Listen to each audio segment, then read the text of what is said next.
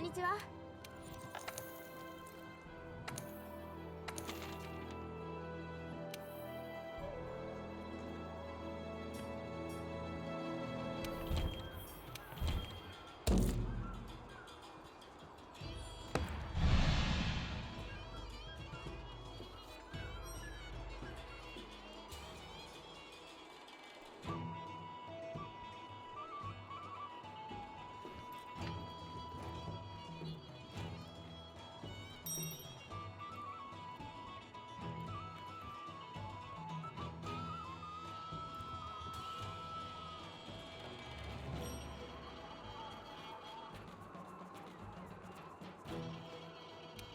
お待ちしてました。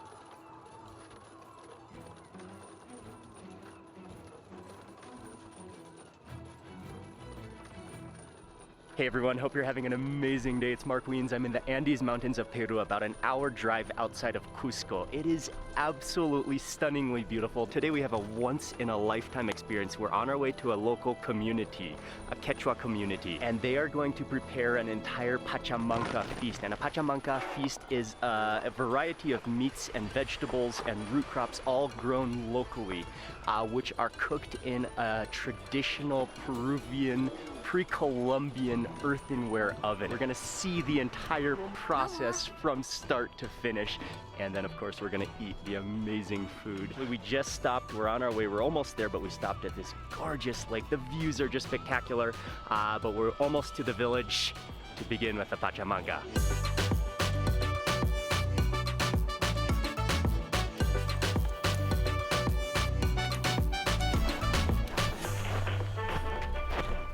Just cannot even comprehend the views, the natural scenery, the beauty, the freshness of the air. Okay, listo. Gracias. Vámonos. Hakucho. Hakucho. Quechua, Quechua. Quechua. Sí. Hakucho. Hakucho. The. Oh, vámonos. Okay, we got 5 more kilometers to the village, and we are at a high elevation here. It's like 3,700 meters, I believe. So you don't wanna jog too fast at this elevation.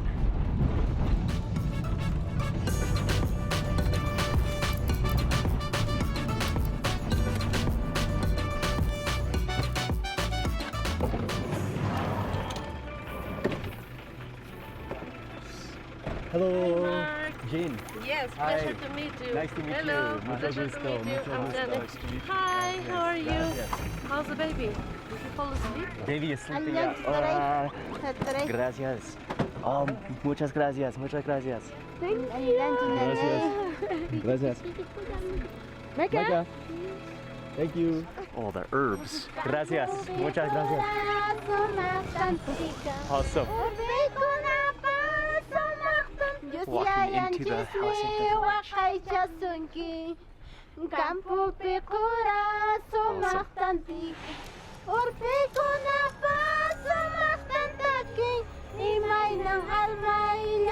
wonderful. Oh, there's Zine back there. Gracias. Sulpaike. Sulpaike. Sulpaike. In Quechua, sulpaike. Is that correct? That's how you say thank you in Quechua. Okay, so here's the situation. The Pachamanca, which is the earthenware oven, it's heating already with stones that they collected from the river, smooth stones, the right stones. Wood is going below, and then they've dug out kind of a pit in the earth as well.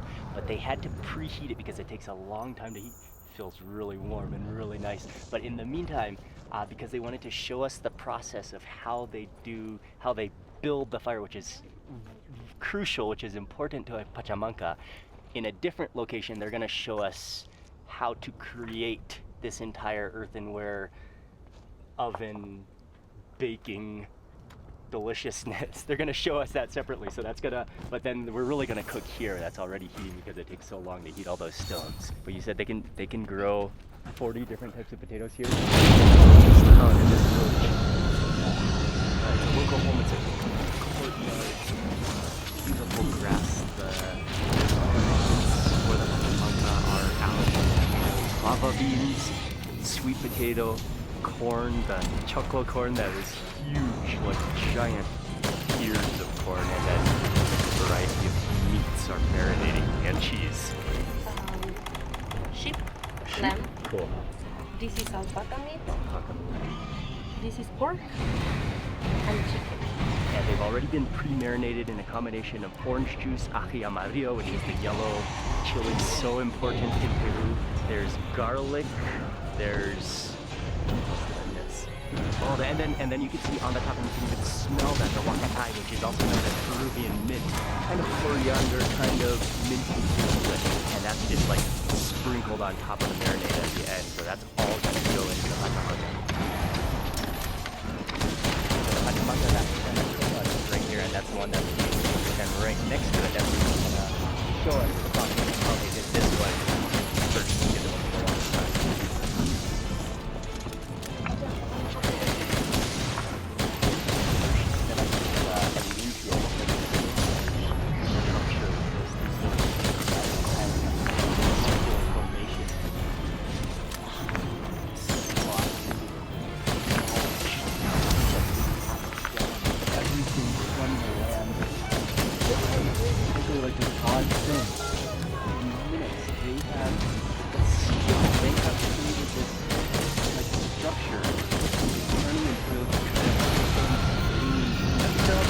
hot stones that they're using, and they're just like fitting them perfectly. That's like, yeah, I wouldn't be able to do that, that's for sure. I'm a little excited. I'm out of breath. Ooh.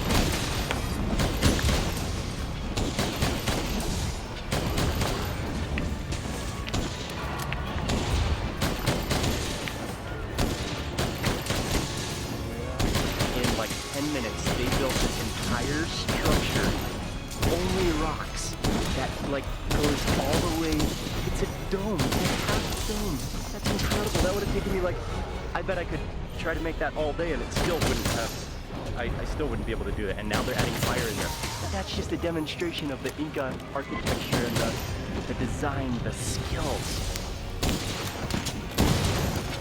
What's cool is that post template, that access to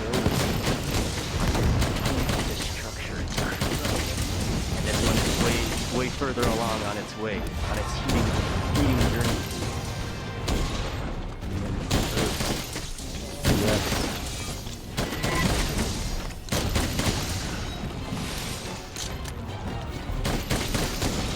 They're getting ready to load it.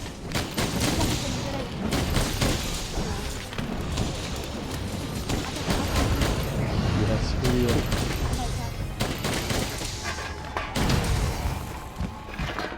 Now they are removing the stones, but kind of delicately. You don't want to touch those stones because when they when they put all the ingredients in the pachamanga, it's going to be like a layering process with the stones.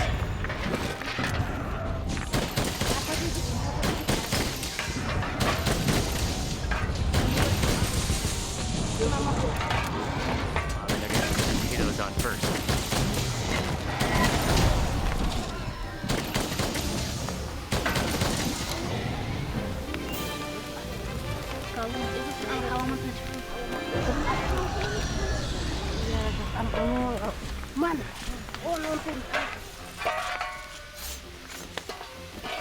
Pasak mga yan. Flaming hot stones and metal.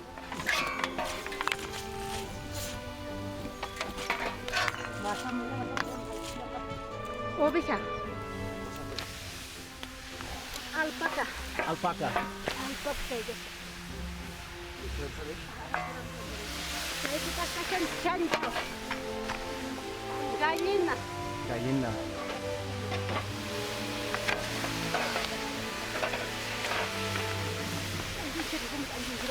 Has to be one of the coolest cooking methods I've ever seen in my life. Just standing in the fumes, in the hiss of those stones, the meat juices. I definitely got splattered by a little meat juice and I'm loving it. It's unbelievable how they're doing this. Oh wow, those aromas of the meat as they sizzle on the stone.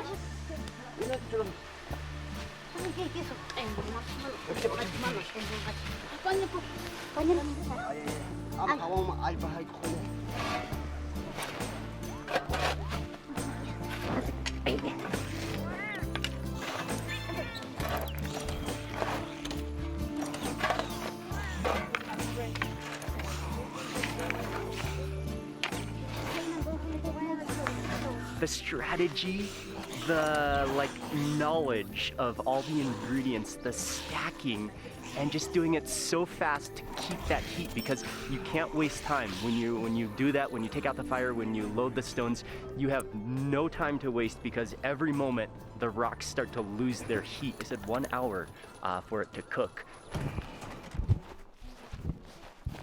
That was one of the most amazing displays of human culinary genius that I have I've ever seen. We're moving over to the other side here where they're also going to prepare another dish while the pachamanca cooks. And what's the name of this dish? Those are the freeze-dried ones. moraya. Moraya. Moraya. So we're going to do lagua de moraya. Lagua de De moraya. Very cool. This is the process for these freeze-dried potatoes?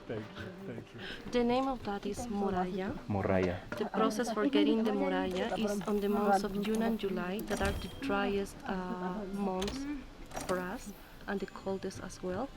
They will expose the potatoes during the day on a field, and it will be exposed to very high temperatures under the sunlight.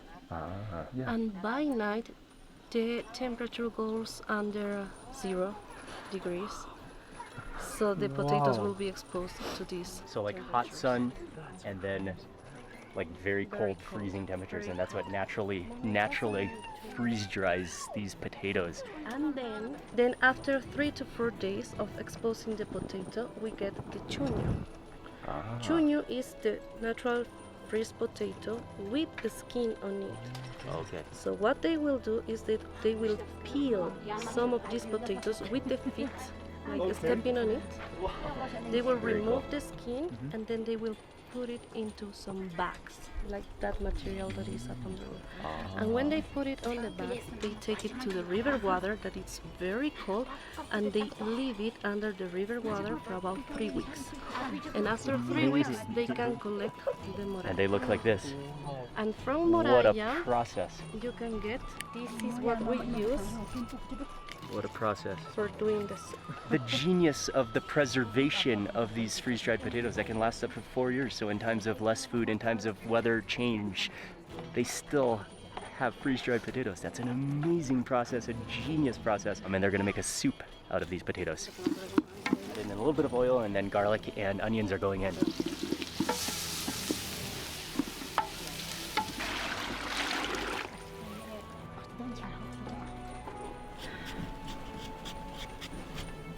Yeah, wow. Now they're peeling the potatoes for the soup. These are fresh potatoes. They're so fast at peeling potatoes, so skilled. Yeah, all you hear is like the whoosh of the knife just whizzing around that potato in like 5 seconds per potato. And then I'm trespassing. And speaking Yeah. That's why They added in the carrots, they added in the fresh potatoes. Those are simmering away in the water, and they're about to add in the freeze-dried potatoes, which they made into a powder and then dissolved into water. we separated the extra water.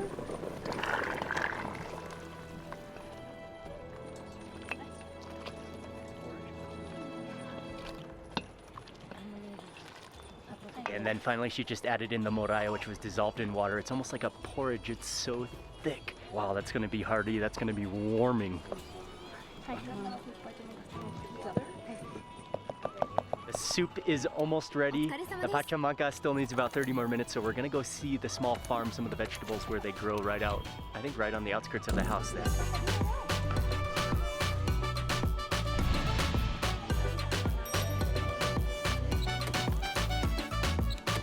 Just showing us a small garden with some of the vegetables, with some of the daily necessities of the vegetables that grow, the herbs right outside of his house. My first time to see quinoa plant, the purple buds, very cool. And then right down below there, that's the wakatai, which is so important for so many things. And that's the main herb that they use to stuff koi before it's roasted. That gives such an amazing fragrance.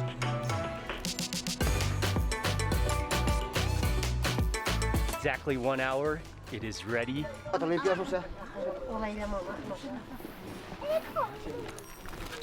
can smell the meat. Immediately through that steam, you can smell the meat now. Oh, and the fava beans are just wrapped in there as well. Oh, the cheese. It smells so good.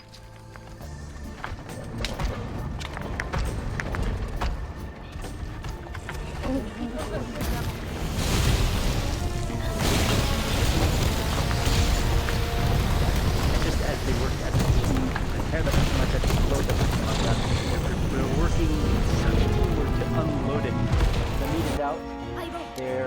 potatoes and the corn, the bottom layer.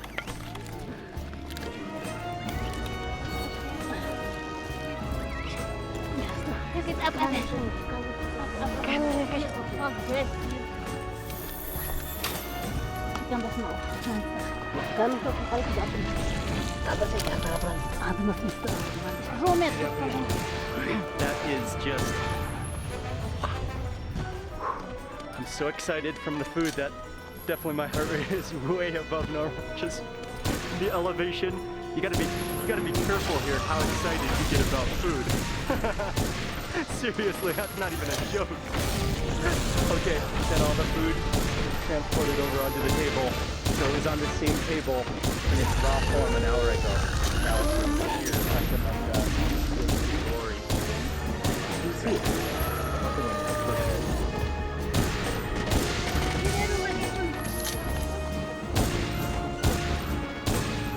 That meat is the definition of charred, roasted, hot stone roasted, the sear. It smells so incredibly good. Now they're chopping up the meat.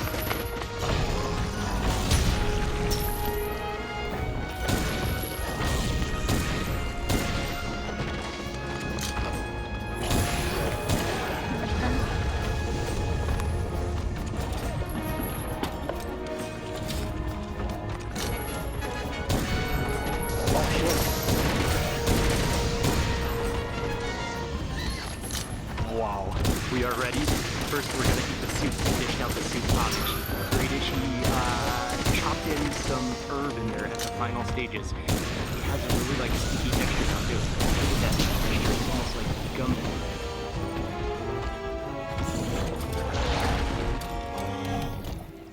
Oh, that's amazing. You can feel like the warmth just going into your soul immediately. It's thick like a gravy. Pieces of pumpkin in there. That is amazing. Oh, that's so good. That's potato soup butter. It's also an honor for me, an honor for us, that they are sitting down all eating as a family, as a community. We cannot say thank you or express like the love and thankfulness that we have for them taking their entire day to prepare this for us, but then also sitting down to eat with us is awesome.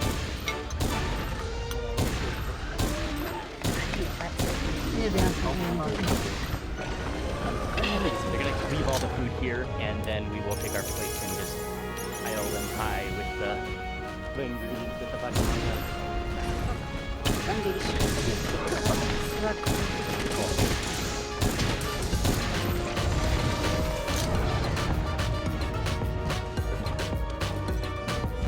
We're too excited about it. That sweet potato.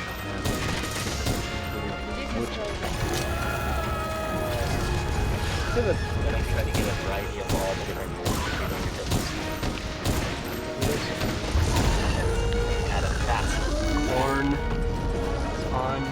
This one is the alpaca. I'll take a marrow in there, like a bone chunk of the alpaca. Okay, this one is the chicken, I believe. The wing is the mutton. I think the mutton mixed with the pork. This looks like mutton.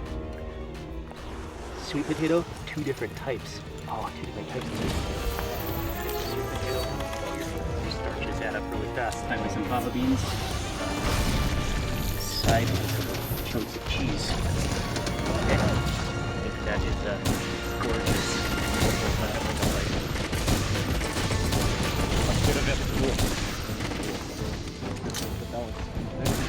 Okay, the colors, like everything perfectly charred, everything perfectly like fired, roasted. Well, this plate I have to begin that alpaca.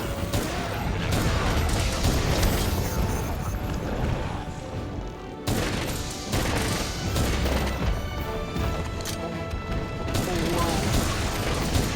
Like the beauty of the pachamanga. The smoky charredness of it. It's tender. That's the marinade. Are you eating? Are you eating alpaca right now? First time.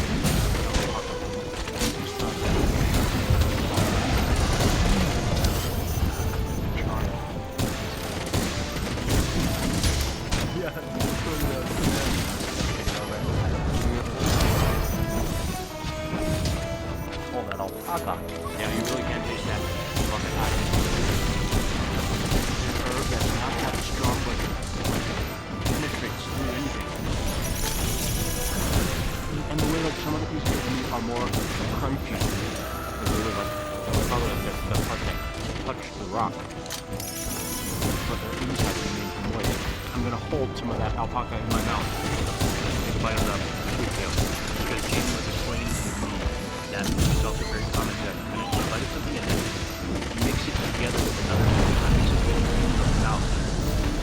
That way you can chew that and mix together. Same with a little alpaca.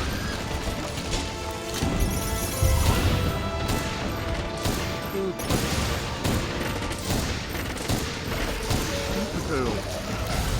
Skin actually, it's kind of leathery and crunchy, and then the inside is sweet and dry. Wow. Oh, listen to the alpaca is wonderful. Like the potatoes are not marinated in anything. It's just that stone scorch, and just the quality of the potatoes is unparalleled in the world. But we're gonna move on. Try another meat. I think it's chicken wing time. Pachamanca chicken wing.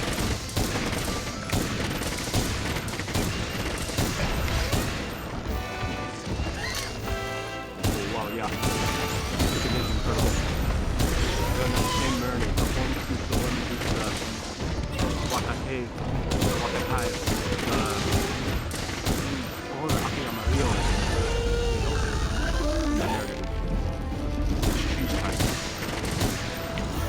Do it. They did. Okay. So that would be the kind of like, you feel that texture in your teeth. You can kind of hear it, like, chirp, chirp, chirp, chirp, chirp. Kind of like screech on your teeth. It's so good.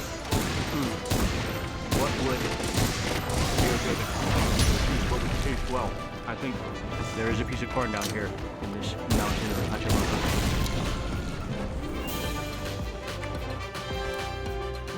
The corn is milky, silky, and like it's not even starchy. It's really good and really smoky too.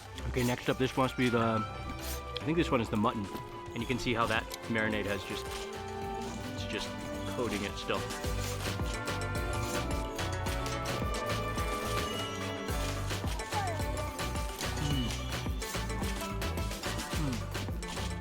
This is almost like dehydrated to the point where it's almost like dried meat. Really flavorful. From the bubbly crispiness of that skin, this one has to be pork. Look at that.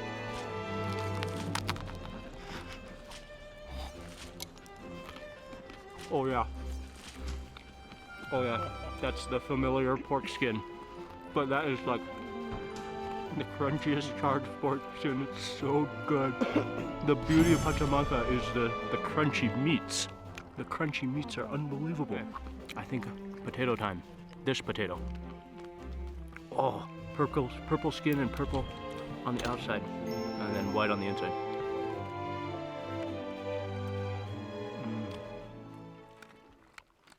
This potato is very starchy. Really good. Like you can taste the earth, you can taste the land, the mountain in this potato. Muy rico, muy rico. In Quechua, this is soma. Soma. Soma. Oh, Pachamanca soma. in Quechua. It's delicious in Quechua. No, but These are so fresh. It's oh, they're so good because they're, again, they're like smoky but steamed. Well, we have some more potatoes, some more everything to eat. I'm gonna try this next potato. Look at that char. Wow. But like what I love the most about the potato is the potato skin. To me, that's where the flavor is. Okay, I'm moving back in to my nugget of alpaca. Oh, the alpaca is so good. Like, it's amazingly lean. And like just slightly gamey. But because of that marinade, maybe that even takes away some of the gaminess. It's just delicious, Daisy. It's time to eat the bone marrow, the alpaca bone marrow.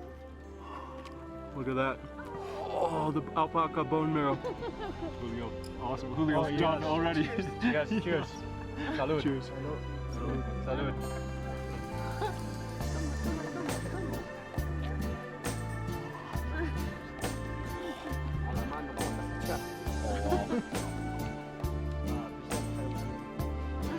Manteca. Manteca. It's butter. I got a little bone chard. But that's so rich. That's when you can taste the alpaca. You gonna smell?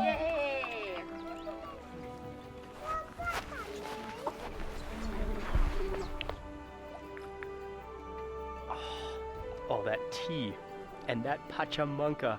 What a stunning meal. That is not a light meal. That's a fulfilling, hearty, nutritious, a meal from the land. And that was like the most amazing cooking demonstration of culture and like genius technique. That was truly, truly incredible to see and to eat. They're gonna quickly show us after lunch now how they traditionally take the wool and then make it into thread and then weave their traditional clothes and cloth. It's an amazing art and an amazing process. And this is part of how Jane empowers this Quechua community and preserves their culture. So you can see they even sell some of their products. We'll take a look afterwards, but we're gonna have a chance to see them make the thread and the weaving. There's 4 types of wool: alpaca, Yes. We have llama. sheep, llama, This is llama, you can touch it. llama, This is sheep. sheep, This is llama. alpaca. Okay. And this is Alpaca, llama, Oh, alpaca, you feel the and sheep. fineness of that alpaca. Chayta kunan asqasunchis kunan saqtarun sach'aparaqaychis. She's going to prepare. Natural soap from that root, and that's going to be used to clean the wool. A piece. Que indiquei kashan antes y después. Wow. Kayka. Kaspa. Working on the spindle. Filling up the whole pushka. It's time for the next step. She makes it look easy, but I can guarantee it's not that easy. Now she has boiled Que water ch'igawan kunan huktiñisunchis together with chilka. Is the name of this. hinaspa churasunchis chayman kayna kashan hinaqa churasunchis mordiendo qullpa amarilla. Kolpa is its name. So when they add the kolpa, look what happens. Color ni mana kutinanpaqtaq. Everything natural, everything different colors. The orange, there's green, there's like everything is natural. This is the cochineal. It is alive. This cochineal is alive. So the most unique dye is the reds, the different reds, which comes from this cactus, which is grown in lower elevation, and then it's actually not the cactus, but it's these little beetles that eat the cactus. Wow. What? Wow.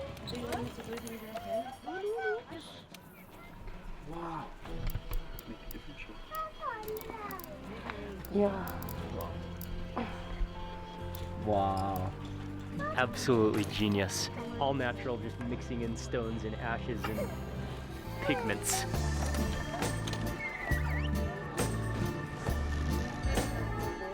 I won't even begin to explain everything that she went over in the last 15-30 minutes.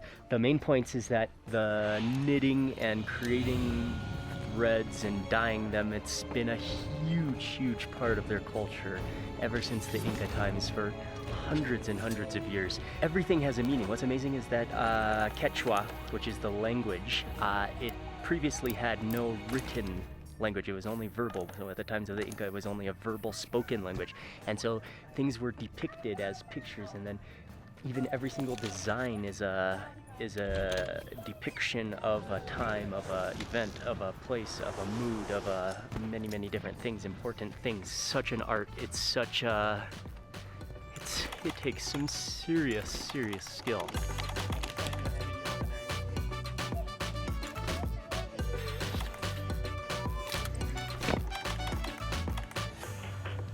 I really should have gotten this hat before at the beginning of today so I could wear it throughout the day. I'm loving this hat.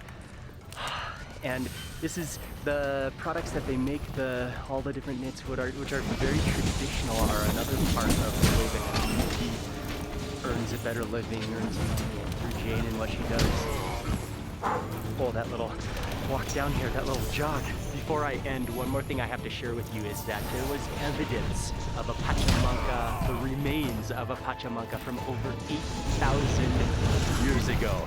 So I'm sure little has changed in the entire process in the cooking and the ingredients used in a Pachamanca. The Andes Mountains Pachamanca is literally an 8,000-year-old tradition. This was an unbelievable learning experience. I'm so honored, so grateful to have had. I want to say a big thank you to Jane for arranging this entire experience, for arranging this entire day, and for Julio and his family for graciously welcoming us, for accepting us, and for sharing with us. If you haven't already watched this entire Peru food and travel series, I'll have a link in the description box as well where you can watch the entire series. Peru is such a diverse, a mega diverse country with elevations and ecosystems and landscapes and things to eat. So it's been amazing. It's been once in a lifetime. It's been such a memorable learning experience traveling around Peru and meeting. And I'll have all the videos in the description box below if you haven't watched them all. You can check that out. Big thank you. So I think this video is the comment below what you have from me.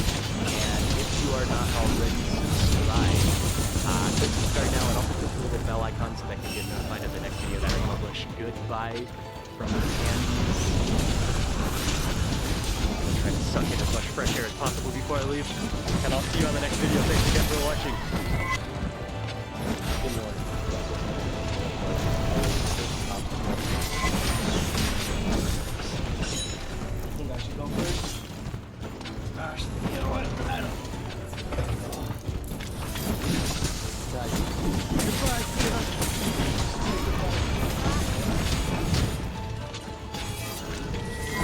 Pretty. Next stop, Bakar. That's a lot of people sitting in the back of the You guys excited? Yeah! We're gonna do it! Thumbs up, huh? Very nice dress.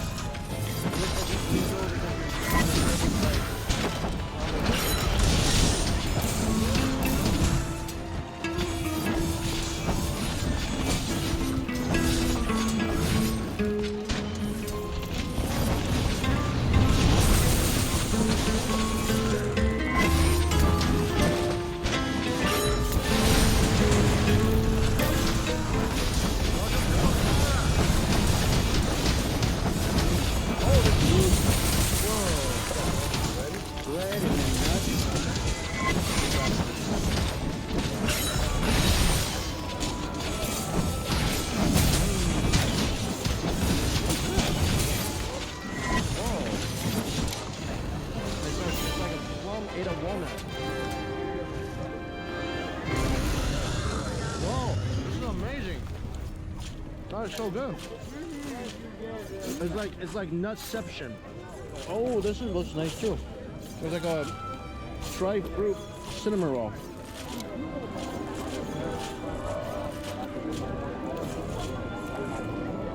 By far the best welcome you ever got going to a place.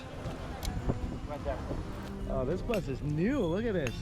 The plastic wrap is still kind of on the seats. Look at that.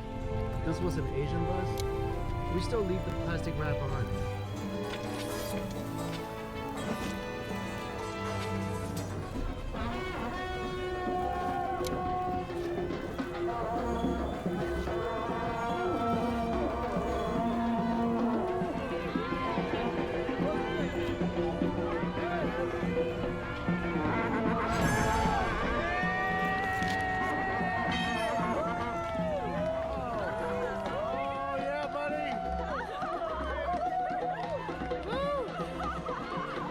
That was a grand welcome. Let's get situated and have some lunch. This place is so magical. I'm pretty sure one of those carpets would fly.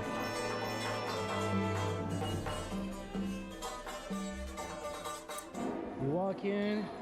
We got tea. There's margarita. How's your tea, queen? Desserts. Oh yeah, baby, grab a dessert. What is it like that?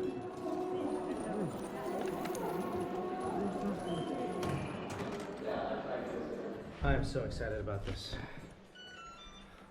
I love exploring hotels in other countries, especially like boutique hotels like this. Fan. Ooh, well that's a Sultan-sized bed. Whoa. It's right by the ancient wall. This bed is just spectacular.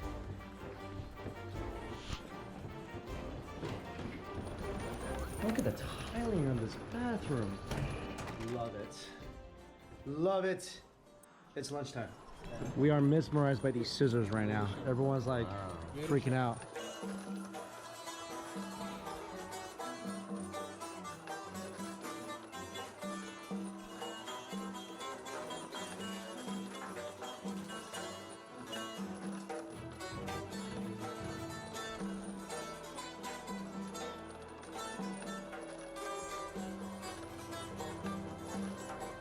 It's like a little tease before the meat shows up. Gotta eat your veggies. That is amazing. Oh, it's great. It's a beet salad with some cabbage, a little mayo, crunchy noodles on top, it looks like, and a little bit of beef or pork. Might be the best salad I had in this country. That's a good eggplant too. This is probably the best salad meal we've had on this trip. Everything is great. This is called a lot samsa. A lot is a region here in Bukhara, and it's basically like a Central Asian soup dumpling, toasted in the oven, and inside is juice from the lamb, as well as a little bit of tomatoes. I didn't even get to the meat, but the meat juice has already soaked the dough. That bite is magical. That's just shitty. You don't need to add any more soup in here because it's got that little plump tomato leaking its juice all over the place. This is one of the best things I've had in this country. You can't get meat juicier than that. A little bits of onions. That tomato is just working its magic. That was one thing I love about this country. I haven't had a bad dumpling yet, and that might just be the best one. That was literally like their version of soup dumpling. You got the soup, you got the dumpling, meat overload though, which you can never complain about that, ever. Meals in this country, there's always a course of soup, and it's typically something like this. There's always a potato, meat, vegetable soup. This tastes actually really healthy. I mean, good vegetable flavor, that's great. Beef broth is always on point. This chunk of meat is out of this world. Love it. Always use fresh veggies, big chunks of meat. Every single bite of anything, from the dumplings to the soup to your main course, it's just, flavor bomb. Here you go. This is a familiar sight now. Different cities in this country cook plow in different ways. This one, it seems like there's a little more raisins in here, a little more carrots. This is definitely one of the sweeter plows I've had. More flavorful than a lot of the other plows. There's a lot of popping raisins. That sweet juice from the raisins. I think that's one of my favorite parts of this dish, and I feel like it's more fragrant. Taste the cumin. There's saffron in here as well. The Asian side of me is loving that because that thing is worth more than gold. And I figure, eat it with a little bit of chili. This is how you gotta eat it. Skewers in this country, some of the best. And I love that they always include inside the skewer, always a piece of just fat. Some of you might not be into this, but trust me, this is the most tasty piece of meat in this whole skewer.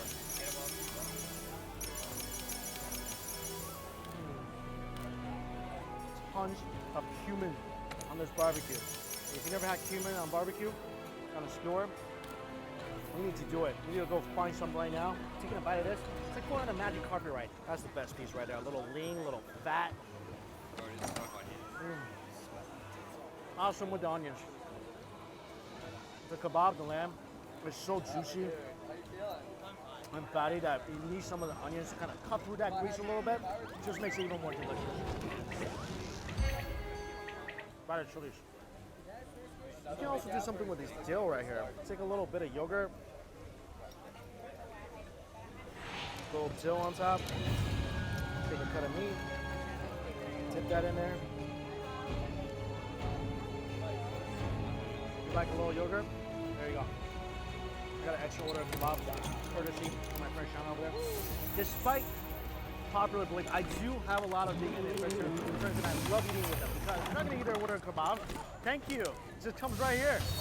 This is part of the silk roll. So they're using, it's not just simply salt on this. They're using cumin. And they've been cooking kebabs for so long. This is part of their culture, their history.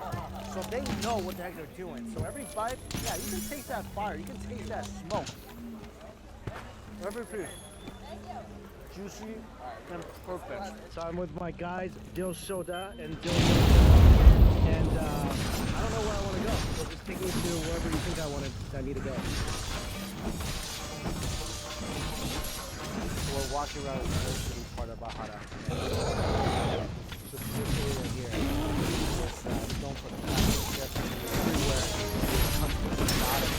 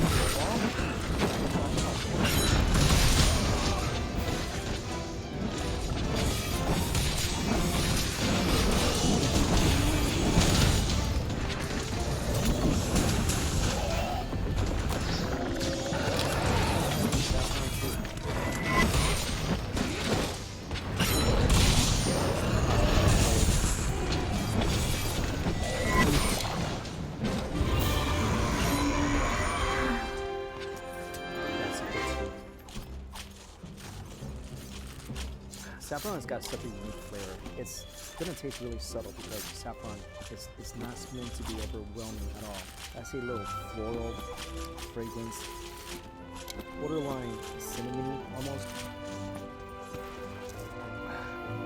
It's just really, really good. This is called a silk rolled cookie. It's made with sweetened flour, pistachio oil, pistachio nuts, and a little vanilla. Little bite. Sip of tea. I don't have a lot of loves in my life. Right now it's pretty much my family, food, and tea. I adore tea. And just being able to sit at a traditional tea house in the middle of this ancient city, sipping on some saffron tea, which you don't find at a lot of tea houses. Snacking on traditional sweets, all for $3. That's quite an experience. This, I haven't seen this in a long time. So in China, we call this bintang, or ice crystal candy. You can melt this in a teapot, or you could chew it if you have like diamond teeth or something. I'm just gonna just drop it. Can't risk this. I need this for everyday consumption. We're about to enter the second Toki.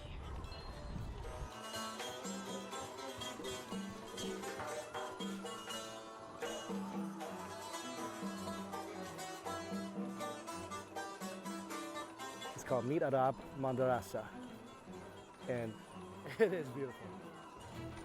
Oh, Meet Arab Madrasa. Intricate tiles, the colors, cat sleeping on a rug. It's all here. Minaret ka lang. It's big, big, big.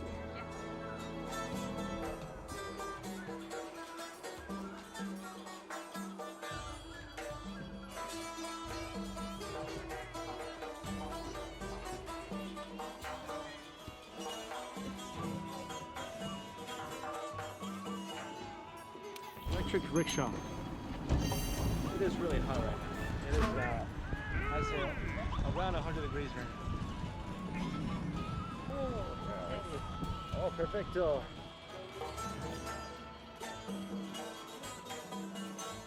Dinner time. I'm at this complex called Nodir Devam Begi, and we're eating outside. Like, it's lit up. I don't know what's on the menu, but I heard it's extraordinary.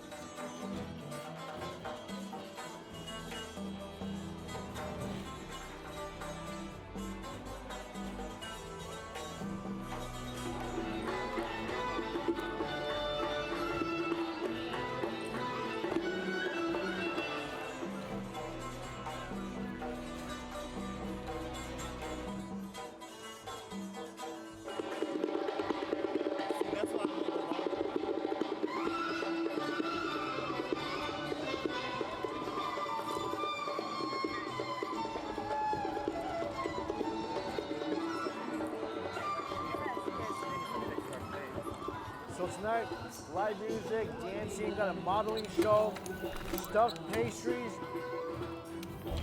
Oh, lamb and onions. Delicious food, made even better by all this.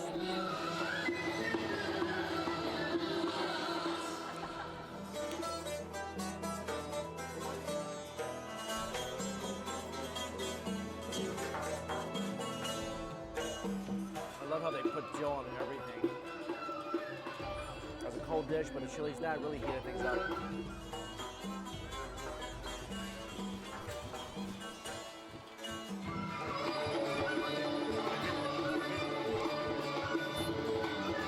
Alright, this just showed up.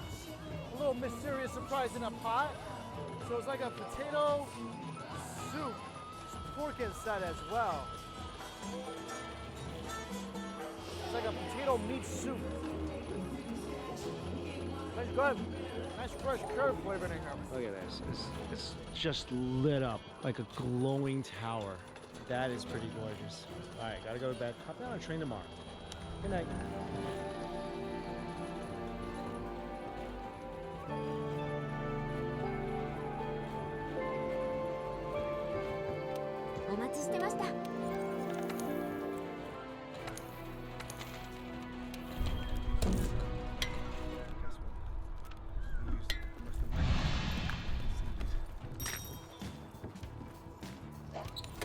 know I love scrambled egg.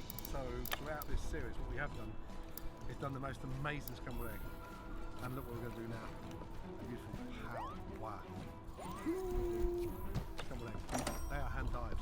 Trust me. Now, from there, take it out of the shell, thumb slide underneath, and then literally on.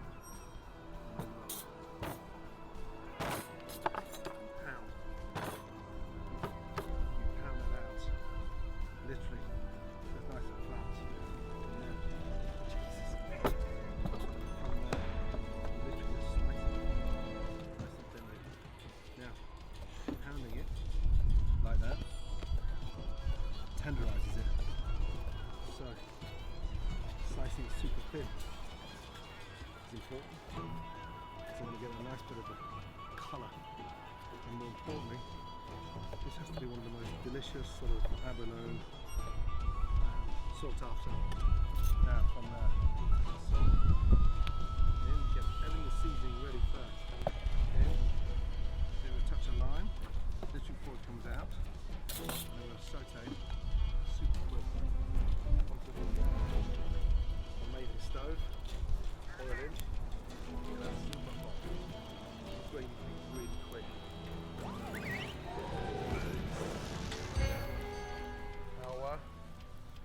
In. Next to that you've got my beautiful caramelised eel.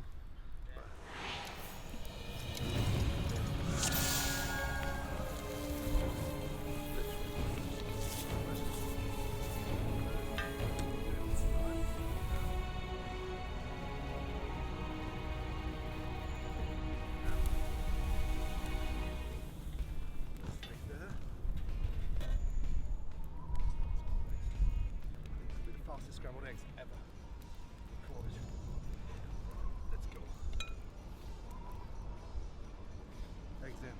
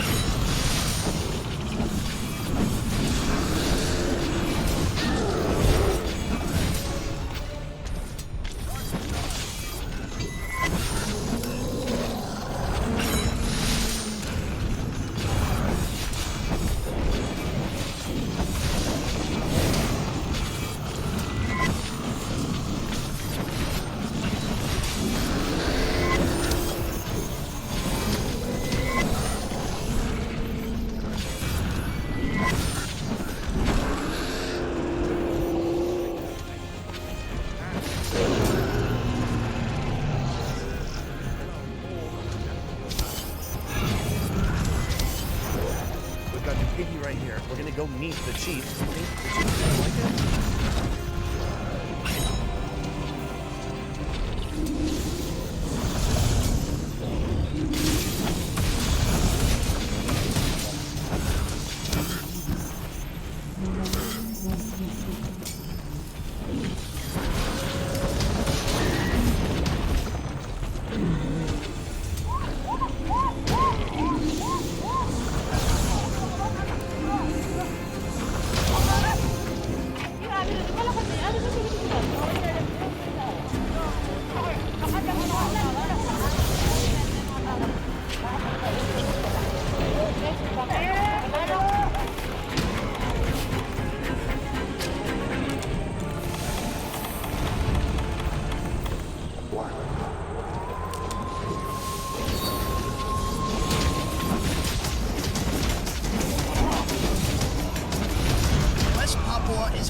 Over 300 different tribes, including some still uncontacted people. Come to pick us up. What do I do? Do I shake his hand? In Papua's Central Highlands, one tribe still lives today as they did hundreds of years ago.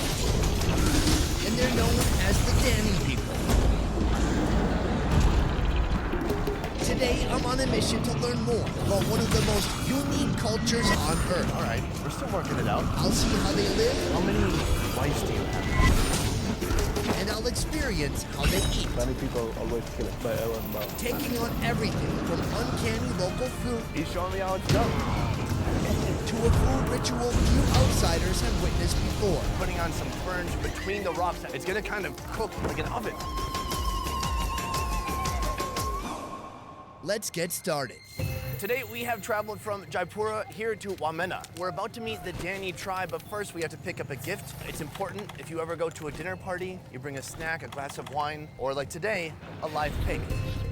So the pigs is really valuable. It's the wealth of the Dani tribes. When you have a pig, you can owning the lands, you can marry more women. So if I'm part of the Dani culture, I want to marry a woman, I need to kind of give a dowry of pigs, right? You must give more or less like 10 to 20 pigs for one woman. What do you think that would be in USD? You can imagine one pig is almost $2,500. Wow. All around this market, they've got pigs everywhere, and everybody's trying to sell their pigs, and we're looking for the right one. Oh, right here? So, I don't know. I just get to take a hard look, like I know what I'm looking for. Looks good. Okay. How long have you had this one? This one is she just dropped from the village. Nice, not bad. Almost $120. Looks like this is the best price we're gonna get.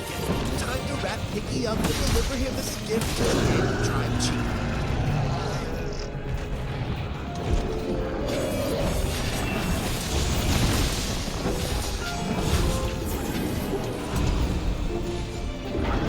We have just arrived here at the village. We've got the pig right here. Before we meet the chief, is there anything I should know about the pigs? The Dani people are wearing the penis coat. The Dani people wear linen coats. For men, it's simply adorned, snugly lodging their nether regions. It's a traditional clothes for the Dani people. We call it koteka. Just wearing the penis coat. And they don't need long. That's nice. All right, welcome in. The chief and his closest council come to the edge of the village meeting. Whether we'll actually be welcome remains to be seen. Hello. Wow.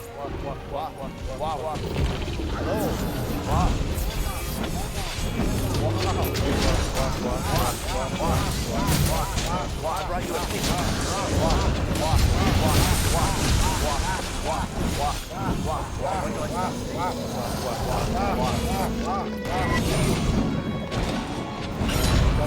They always say, wow, it's high, nice to meet you, welcome to my village, my country. It means culture will accept you. I feel very welcome. Thank you so much for having me here. You speak English, I'm sorry, what? Little bit of English. Oh, that's pretty good. This is y'all. Turns out I'm definitely not the first one to drop by his village. He's the chief in this Dani tribe, leading a village of 170 people. How many wives do you have? Now I have 5. 5. Yeah. It's pretty good. Do you feel bad ever? Like 4 people maybe don't have a wife because you got all the wives. No problem. No problem? Yeah. Not for you. Yeah. How does a penis gourd work? Do you have to make your own penis gourd? Can you buy it nearby? The penis gourd is they blend it. It's just a fruit. They can make it dry and then they wear it. I want a penis gourd. That's kind of what I'm getting around to. Am I the first person to ask for that? He has. Yeah, but is it used? I don't want a used one. Come on. I need a new one. Yeah, he has for tomorrow. Oh, sir, thank you. Wah, wah, wah, wah, wah, wah, wah. Okay, wah, wah. Do you want to come in too? Wah. What's happening, guys? I'm in a fever dream. It's awesome. Wah. Okay, dance. Wah. Dance. Dance. Yes. You're a good dancer. Yes.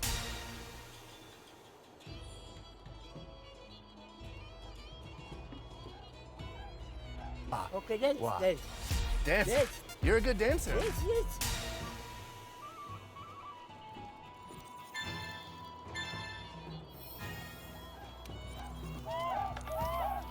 So right now we've got some gifts and we're gonna go meet the rest of the tribe. And I think there's gonna be a greeting, a special greeting. Let's find out.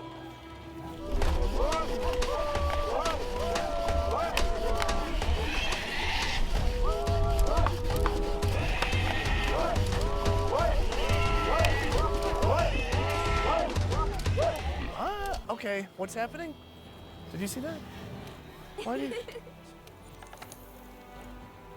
Food. Okay, it's pretending to kill me. Wah, wah, wah, wah, wah, wah, wah, wah. Hug? We hug now? Oh, you know what? Sometimes we brothers fight, but we gotta wah, yeah, wah, wah, wah. Are we okay?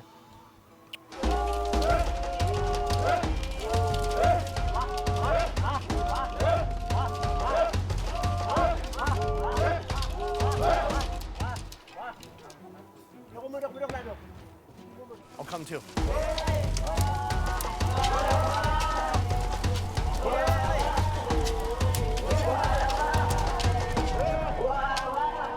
This is the Danny welcoming ceremony. Deep in the highlands of West Papua lives one of the world's most isolated tribes. One can't help but to think that this is how people may have lived centuries ago.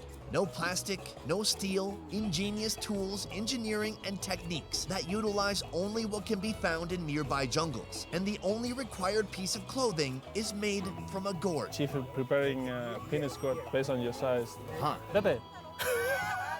I don't. Let's take a look. Let's take a look. Is this supposed to be a super loose fit? This is normal size. Okay, so it's not supposed to be tight. Definitely. Cool, then I think this will work for me. Today, I'll witness a rare village feast. Potbelly pig, sweet potatoes, and Papua's alien-looking red fruit. What's most remarkable is the way they cook their food, cleverly combining natural elements to create an earth oven. Fire is ready, rocks are heating up, time to cook.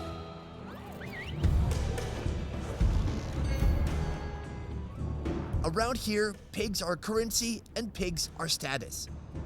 Sacrificing a pig for a meal is only reserved for important social occasions and rituals. The slaughtering of the animal is still done today as it's been done for generations. Do you know why they don't just cut the neck? Dani people always kill it by arrow and bow. One exactly to the heart. Is that more respectful? Yes.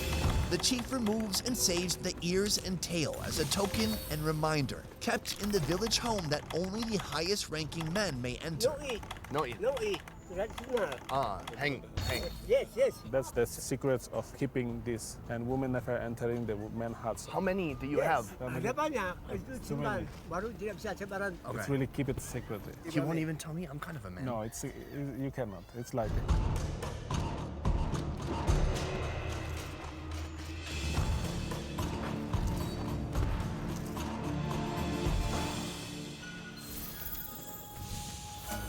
The women start building the earth oven by layering straw and leaves in a shallow pit.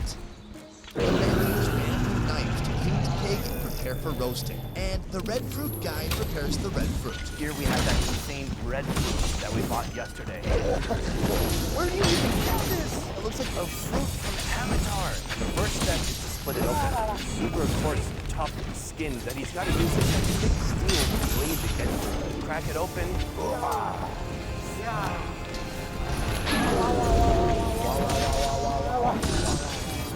Why? Oh, I get all glad. Check this out. This guy's got some kind of tobacco rolled from the road.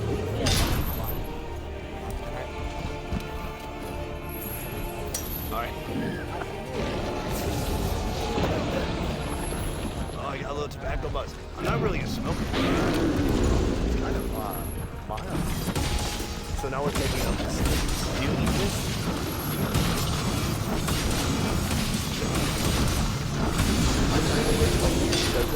But what do I know? We're gonna find out. Right now we're about to put the pig in an earth oven. Here they've heated up all these rocks. They're blazing hot. They've absorbed all the heat from the fire, and they're using these giant like wooden tweezers to move the rocks to this earth oven over here, and then throw the pig and everything else inside. Oh, it's not easy as it looks. Oh, actually, it's not that hard. But I got a tiny ass rock. You can see there's a pit already forming with all these rocks. So now they're putting on some ferns, even more foliage between the rocks. I think they're not putting direct. So they're putting in some potatoes. These are sweet potatoes. Oh, there's a little bit of everything. And then they put even more leaves on top of all these sweet potatoes. And more rocks. We need the help. This is a whole layered oven. It starts with foliage, rocks, sweet potatoes, foliage, rocks, and then the pig on top.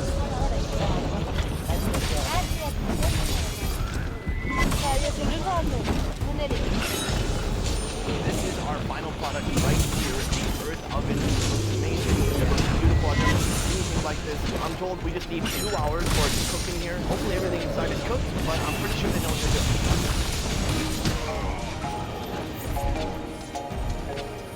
doing. Year by year, the modern world creeps closer to the once uncontacted Dani people. But evidence of their early culture can still be seen everywhere. Women in the tribe who used to remove sections of their fingers each time a loved one died. A village elder using fresh pig intestine to cushion his nose bone. And of course, the practice of using all natural tools to cook up the feast for an entire village. Right now, they're taking all the stones off. Apparently, this is the job of the women. They're using it, trying to pull out all the foliage, grabbing the rocks, throwing them to the side, and the pig is right here. Look. Okay, here's the piggy. Oh, look at this. This is the whole pig right here. Now, in this next layer is the red fruit. Wow, that is beautiful. Okay, I'm gonna do it. There's no oven mitts. What are you doing? What is this? This? Really? So they look like ferns.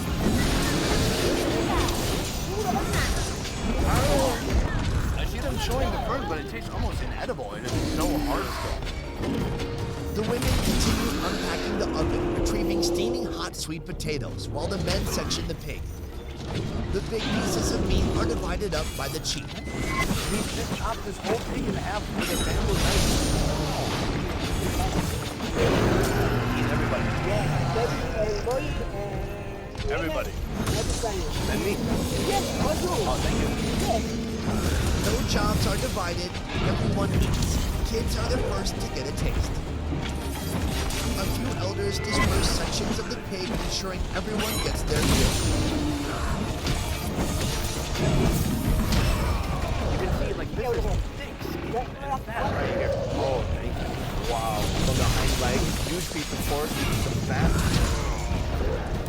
Oh, it's really good. Hot. Very hot. Yeah, very hot.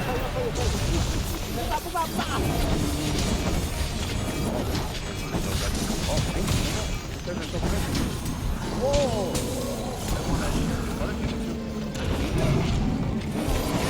Huge piece of skin, big fat, it's like rubbery. It looked like a lemon when it's big. Do you eat this? Eat this? The skin? Let's try it. It's actually pretty good. Big skin, all that side just bubbles and juices up. I'm telling you, man. Pig is one animal you can get away with like no salt, no seasoning. You just roast it up and it's still gonna be good. It's like a natural cooking vessel.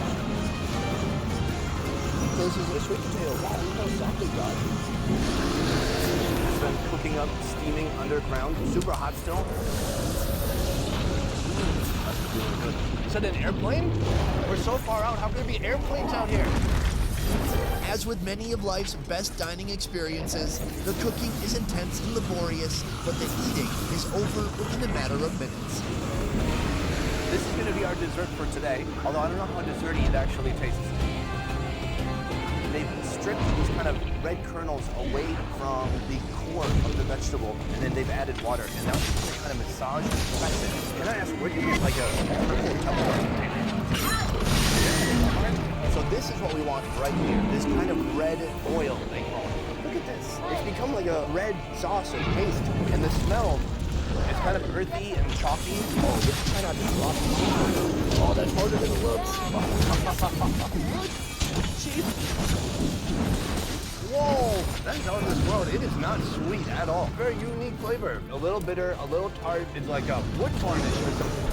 Oh, thank you. So this is essentially like a very intensive dip that they make. And this is the purpose right here. It becomes a sauce, a gravy, an oil, whatever you want to call it, that they're going to put on the sweet potato. And then you just eat it like this. No, you, I have something.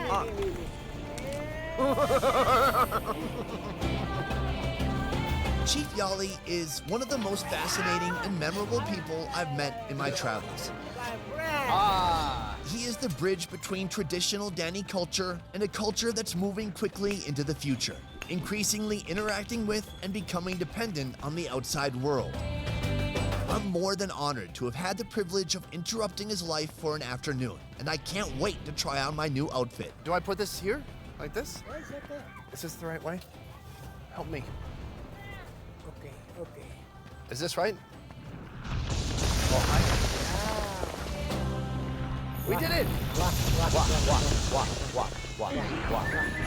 From researching and shooting to editing and mastering, our 10-person best ever food review show team works hard to roll out the highest quality travel food entertainment twice a week. If you like what we do here, please consider supporting our Patreon. Patreon allows fans of the show to contribute a monthly sum and receive a load of extras like movie video releases, private Q&As, and beyond. To learn more about our Patreon, check out the link in the description box down below. And if you can't give or don't even feel like it, that's okay too.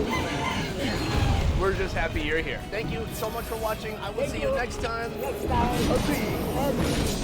All right. Is this ever gonna come off my hands? Do you have a...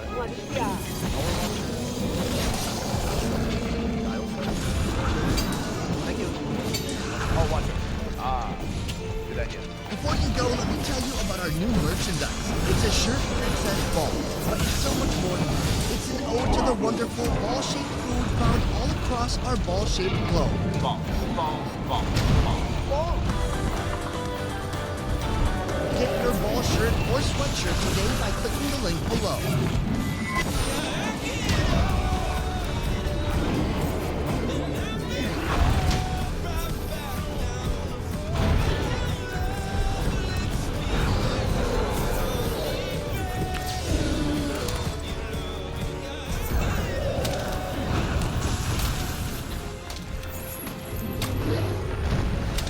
What a special moment. Cheers.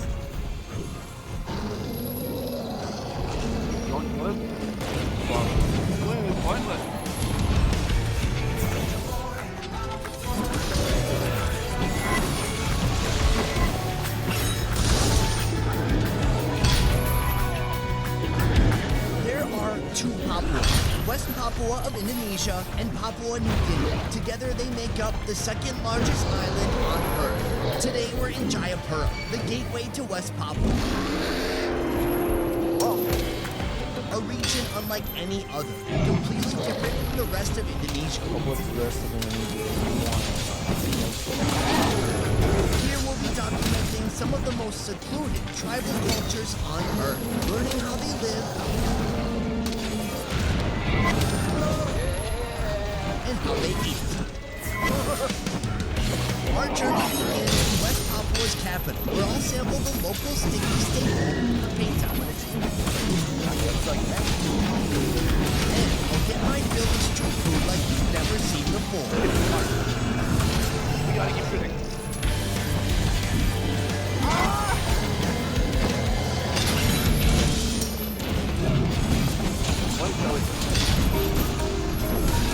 This morning, we're making our way to Lake Santani, where a local village is serving up an iconic Papuan dish. But first, we're making a pit stop at one of the countryside's many street-side snack shacks. Are these kids going to school? Did they go to school today? I think it's summer break. Oh, summer. When I was on summer break, I would work at a gas station / video store, and that's kind of what they're doing. More of those fruit vendors. Water glove on one of the vendors. It looks beautiful. It feels kind of waxy on the outside. You want to try some out? Here, I bought this pie. Try it out. Oh, Yeah, sour. it's all over the place. The texture itself is very like fibrous and like a little like styrofoam. And then it's sour like a grape. It has a tiny little fish. I might have had a video right now.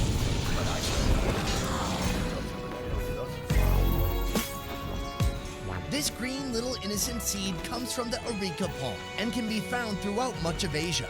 Like in Taiwan, where I tried it for the first time. Taiwan is shutting down. when you come to Papua, you'll notice that some people have a lot of red color in their mouth and red spit. And even if you look here, you can see where people have been spitting. Betel nut, its vendors and evidence of its use can be found all over the island, from the elderly to the newly initiated. What do we do? Peel it with your teeth. It's like a mini coconut. We're trying to get the husk off it, right? Yeah. Nailed it. Check it out. So this is the fully husked version. Skin below super fine. And here we go. The betel nut creates feelings of euphoria, alertness, stamina, and scarlet-colored saliva. Keep it all. So bitter. To get the full chemical effect, we'll combine betel wine dipped in calcium hydroxide. Their own way to get it. And here, there's no difference. Someone threw a water balloon and it's symmetrically landed. So embarrassing, but we have to make sure it's not one shirt. Lake Santani, lined with homes built to survive the rising tide each day. Here, people depend on the lake for their livelihood, whether fishing for market or to bring dinner back home to the family. You're from Papua. I was born and raised. Is it a lot different from other parts of Indonesia? Papua is still largely unspoiled and undeveloped, with 85% of the region still covered in forests. The food here, is it a lot different? It's very different. Especially with the better. What is it? It's from South like Remember this fruit, Makassar? Well, in Papua, you can find it everywhere, but the way they eat it is a little different. Has that been fermented or in the water? When it's like instant, right? It's like magic. Oh, it's happening. It goes from that liquid form into this crazy looking glue, super thick. the color is not right. Had more water. What color are we looking for? There is better. Look at this tool. This is like a big wooden fork for eating protein. So we just eat it from the just fly it like this, twist it up, make a little spindle of glue. What a special moment. We're all eating some potato. Potato. Good forward. I'm high. Wow, that looks like a little bit of fermented sensation going on in there, but that texture is something else. That is pure slime. Is there a nicer thing to compare it to? It's like a, you know, a nice Papaita is an absolute staple. Fermented starch from the sago tree makes hot water that can be dumped into a leaf, molded, and allowed to set. The texture, the color too, it's become solid again. Oh my god. Can I try it out? Oh, now you can chew it. Solid. Still next to no less. But that is energy. Joining our papaita, goldfish soup, mashed carrots and shallots, along with salt, MSG, onion, turmeric, lemongrass, and lime roots. This seasoned blend gets dumped into some boiling hot water. These are just from the lake here where the house is on. They're called goldfish. They don't look that gold, but they're absolutely fish. Grandma's putting in the fish next to some lime. Oh, it looks delicious. And then a bunch of mints, like a gourmet meal right in the nose here. Thank you for joining us and helping with this meal. What do we do first? Walk me through it. So you start with some broth. Very nice. It's better to eat when it's hot. Wow, look at that. It gets coated in that sauce a little bit. What is it? It's cut in. All right, here we go. Got a big gooey bite. The sauce is amazing. It's just very new, very different, unique kind of gooey texture in my mouth, and you can't really chew through it. It keeps its shape. I'm gonna try some of this fish now. This fish is then beautifully cooked. Real good. The little kind of taste to it, the turmeric and all these wonderful spices. Oh, so good. What do you think of your own cooking? Yeah, Oma. Thank you so much. Terima kasih. At the edge of the world with the seashells and pearls. Just down the street and alongside the lake, a family is preparing a once-in-a-lifetime feast, and they've invited us to take a look. We stopped at a local home along the highway. You're making some meat here. Can I ask what you're cooking? Bobby. It's pig. After bringing her pig parts to market, she decided to cook up the portions that didn't sell, and here we are. What's in there? That's the head. That's a whole hog's head? That looks nuts. It's like a wild boar, like the teeth are all... These are pork ribs, boiled and placed on the grill to finish them off. The skin itself has become kind of hard and bubbled up. If you want to bring this one, he said it's okay. Oh, just take it? Oh, I cannot take all your food. Oh, it's so hot. It's just on the fire. Have you put any salt or any seasoning on here? Lemongrass and lime leaf. Can we try it together? Thick, chewy skin, super oily. Well, that's so cool. I think for the first time, you knocked it out of the park. It's very good. And that's not it. She even invited us to her house to try a dish consisting of skin, fat, and innards. Can you tell me what dish this is? She just brought this one out. Yeah, what did you, Mama? So, soy sauce? With soy sauce, yeah. All cooked up together with soy sauce, lemongrass, and thyme. Oh, that's a very nice flavor to it. It's like very heavy, like oily, fatty, but some nice seasoning on there. How long have you lived here? Before she was born, she was already here. Wow. And the pigs, do you just feed them bugs or what do they eat? Leftovers from... So they're eating a lot of appetan. Pepito? Pita. We just stopped by randomly, but thank you for being so nice to us. All right, terima kasih.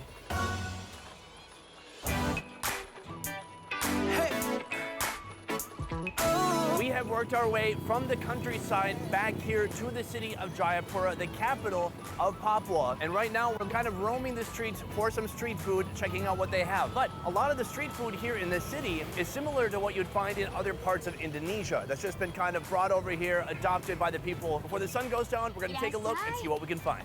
Let's go. We got all kinds of street stalls here. Everything's golden brown, so you have to kind of look closely to figure out what it is. Here, we've got triangles. These are plantains for sure. These little balls, I have no idea what they are, but they look real nice. I saw another lady eating them. I was like, what's that? And then she spit it out of her mouth to show me and put it back in. That was real nice, and even then, it still looked pretty good. So I'm gonna get some of those. Hello, what is this? A changicho. Can I have 2 of those? And 5 of these. Pisang goreng. We're doing it, just little numbers and pointing. More than just 9 to 5. For just the low price of, I don't know, they're figuring it out right now. It looks good, fried on the outside, and it's a ball. I'm gonna do a little detective work and figure out what this is. Oh, what? That is bomb. If you put some banana bread in the microwave and just kind of heated it up and then also fried it, that's what it would taste like. That's so good. Oh, that's going right to my hips. Know what I mean? Beyond that, here, ooh, this looks like 2 that got glued together with the frying batter. Gonna give that a try right now. It's almost like a normal banana, but just far more starchy. I like that. I need like some dip or some frosting. Ketchup, some ranch, sour cream, a vat of cheese would be nice. But alone is okay too. When you fry stuff, it becomes yummy, but it all just kind of looks golden brown. When you look here, it all looks almost the same. And then you have to be like, oh man, I'm gonna do some detective work and yell at the off-screen producer, hey, what's this one? Soybean. Oh, you know what? I think it's soybean. I think this is some kind of wrapped banana in flour, like kind of a flour batter sheet. I'm gonna try that. I love sheet. I mean, hi. Oh yeah, is it ready? Just like that? What?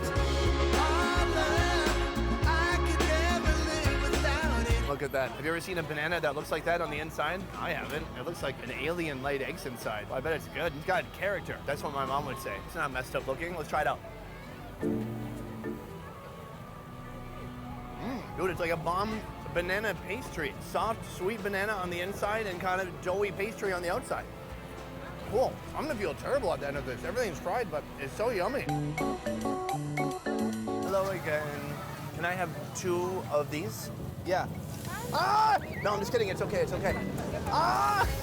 No, it's okay. It's okay. I'm just kidding. You're such a sweetheart. Thank you.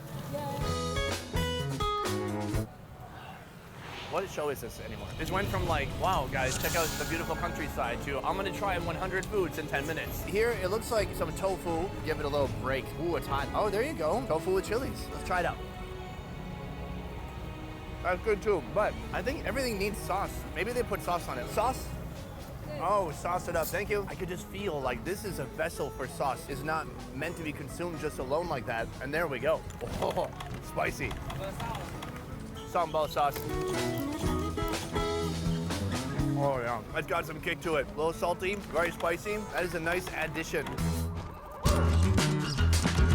We've come to our final stop right now, right here. It is like a decked out banana dessert. We're gonna shoot this real quick because evidently you need a shooting permit to be here and the police are in search of people doing undercover journalism about the gold mines here. But the only gold mine I'm looking for is a nice dessert to wrap up the day. Is that too insensitive? The base of this dish, heaps of fried bananas. But what makes it really special is mounds of chocolate and cheese sprinkled on top. Not crazy enough for you? How about double the layers? There is no better way to end the day than with a fried banana dessert covered with cheese and chocolate sprinkles. I mean, what is going on here? It is just kind of a twisted masterpiece. Try it out. Oh, that's pretty awesome, man. It's syrupy and chocolatey, and then there's this weird sharpness that you get from this cheese. Who knows what kind of cheese that is? The heat of the banana kind of making all the sprinkles and chocolate melt everywhere. I gotta say, we're just randomly walking down the street of Papua's capital. This is a great treat to stumble upon. It is a mountain of food, too, for just a few bucks. I think they nailed it, and I think we nailed it. Today was a fun day of adventuring all throughout the countryside and back into the city. And man, if you think this video is crazy, let me tell you, we're just getting started. It's about to get way crazy. Next time, we're flying to Papua's Highlands, hanging out with the Dani people, and taking part in a food ritual you have never seen before. From researching and shooting, to editing and mastering, our 10-person best ever food review show team works hard to roll out the highest quality travel food entertainment twice a week. If you like what we do here, please consider supporting our Patreon. Patreon allows fans of the show to contribute a monthly sum and receive a load of extras like early video releases, private Q&As, and beyond. To learn more about our Patreon, check out the link in the description box down below. And if you can't give or don't even feel like it, that's okay too. We're just happy you're here. Guys, that has been street food in and around Jaipur, the capital of Papua. If you think this was fun, we are just getting started. The next few videos here are gonna get really crazy. As always, thank you so much for watching. I will see you next time. Peace. Before you go, let me tell you about our new merchandise. It's a shirt that says balls, but it's so much more than that. It's an ode to the wonderful ball-shaped food found all across our ball-shaped globe. Balls, balls, balls, balls, balls. Get your ball shirt or sweatshirt today by clicking the link below.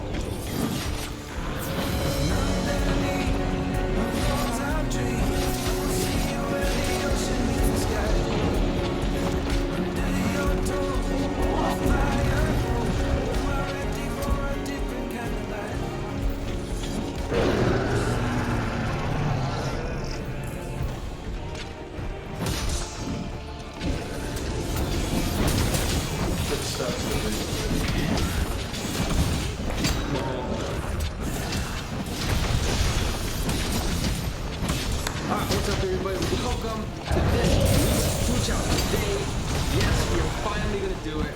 Today, we're going to do cheese ball. This is called the cheese ball barrel. I believe on the website they actually call it a barrel, which I find hilarious. 28 ounces of UTZ baked cheddar cheese balls, only a pound and 3/4. It's not that much weight-wise. The calories of the story is this. There is in total 4,200 calories. How many pounds? 1.3%. But, so funny story, I was actually doing this challenge a couple months ago. I bought the barrels, had them ready to go do that. It doesn't look that hard. It's only 1.75 pounds. I guess no better time than now to introduce Morgan. Alright, so you heard my spiel, Morgan, about all the calories, all the weights, the bolitas de queso, how big this barrel is. Are you still as confident as you were back when you initially said this? Yeah, well, I thought it was 2 pounds, so now that it's only 1 3/4. So it's pretty chill. The last side-by-side video was the 3 million dollar video. And then, oh yeah, so it's all subscriber specials. Well shit, this could be a subscriber special, like the 9 million, could be the 5 million subscriber special. So I'm still catching up at this point. Alright, but enough talking. Without further ado, this is the double cheese ball barrel challenge.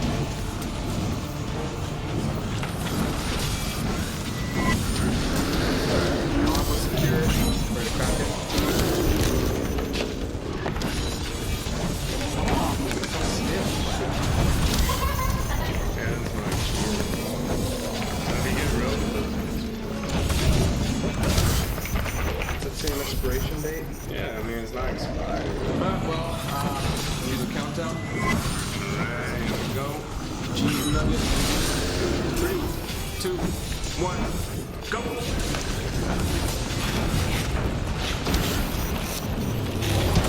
Taste that.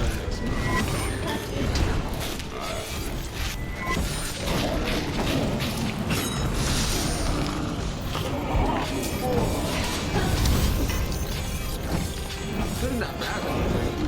It's pretty good. Oh, yeah.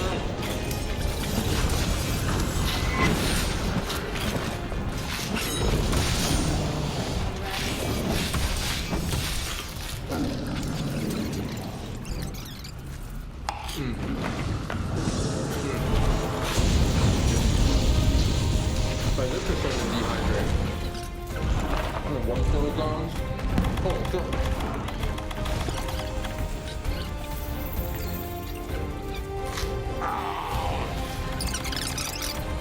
No problem. Little party in my mouth. Then my stomach.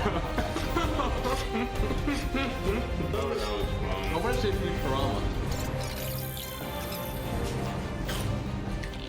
Alright, 10 minutes in. Progress.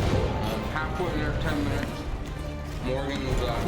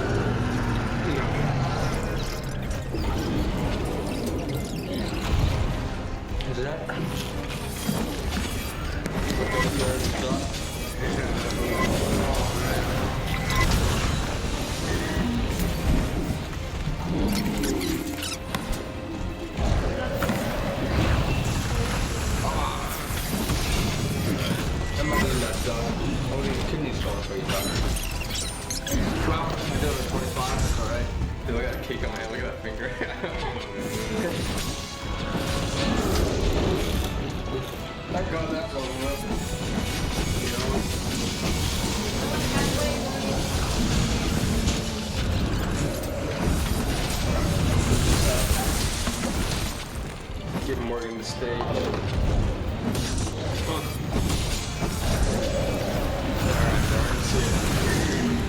Creeping in on 30 minutes.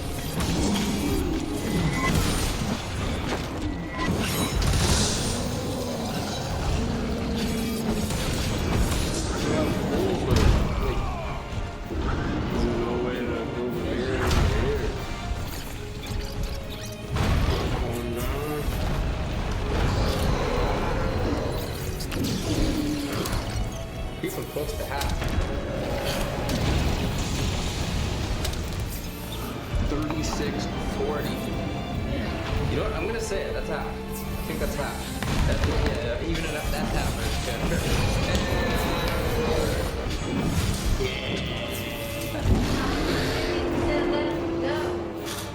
Yeah, you're on pace for an hour 15.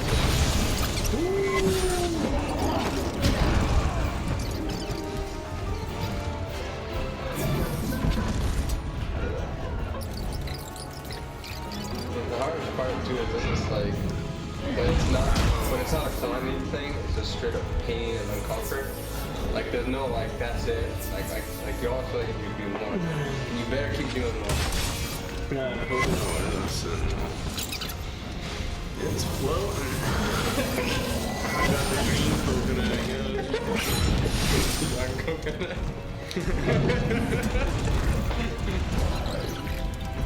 45 minutes. Oh, okay. Track that. We're going to 60 minutes. You can't do it. There's a capacity. You're maxed out. Yeah, I'm getting full and I'm drinking all the water.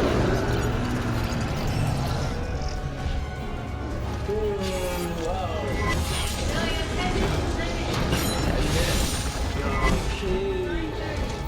There's only 10 minutes left. You only 10 minutes and you're done. Wow. You're just pumping so cake with cheese.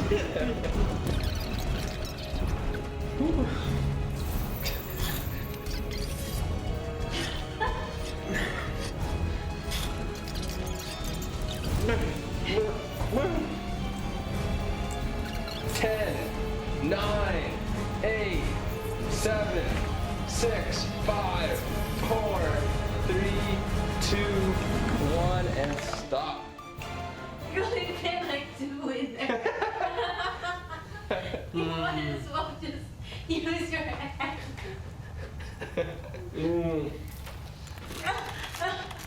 Oh my god, Morgan. Whoa, yay! I honestly think if people tried this, I'd say like 75% of the people wouldn't even last an hour. I wouldn't even want to, I'd never like eat for an hour. That's miserable. Holy shit. Alright, what do you guys think?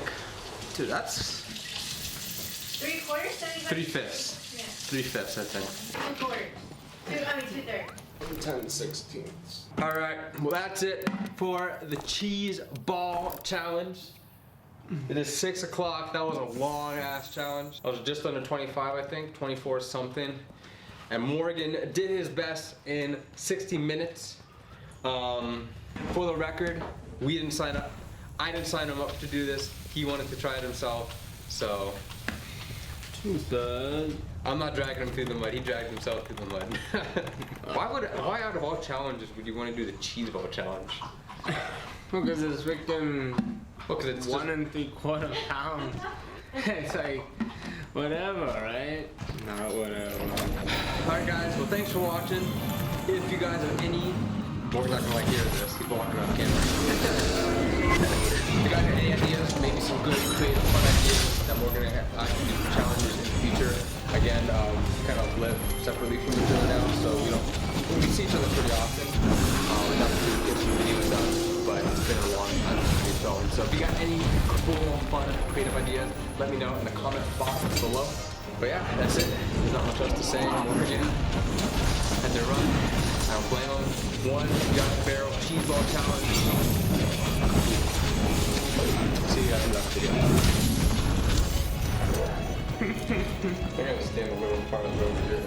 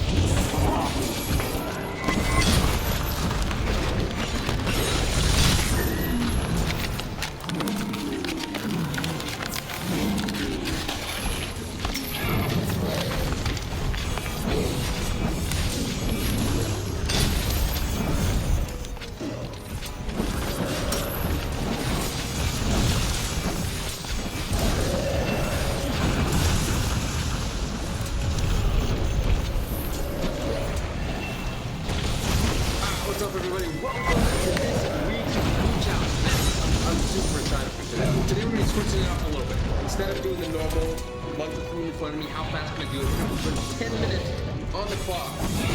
Howling chicken flavored cup noodle soup. This right here is a 24-pack of our cup noodles. Boom. Each of these cup noodles comes with 2.5 ounces of dry noodles. I've done that beforehand. These things quadruple in size. Literally, they quadruple in weight. More than the noodles itself, but if you include the water as well, it's like 5 times the weight. So this is no joke. This 24-pack right here could be somewhere around 15 pounds of ramen noodles. So I'm just going down with a 10-minute cup noodle challenge. But before we cut cup noodles, big thanks to the sponsor of this video, Raycon. Raycon is an electronics company that specializes in premium earbuds, earphones, and speakers. They sent me a pair of their E50 eardrops, which I really love. Unlike many other wireless options out there, Raycon earbuds are stylish, discreet, feel comfortable, and sound amazing. No more long sounds, no more dangling wires. Each set of earbuds comes with this awesome little case. The earbuds charge on the go. Each charge only takes 1 hour to charge them 5 times. Each charge takes 5 hours to play them. I'm not gonna lie, I absolutely love this little magnetic closing case. So satisfying. And the best part, Raycon earbuds start at about half the price of many of the premium wireless earbuds on the market. Even celebrities such as like Snoop Dogg and Cardi B are already obsessed with Raycon products. So if you're interested, click the link in the description box below or go to buyraycon.com/Festozy to get 15% off your order. So again, that is buyraycon.com/Festozy. As always, link in the description box below. Alright. Get the cup.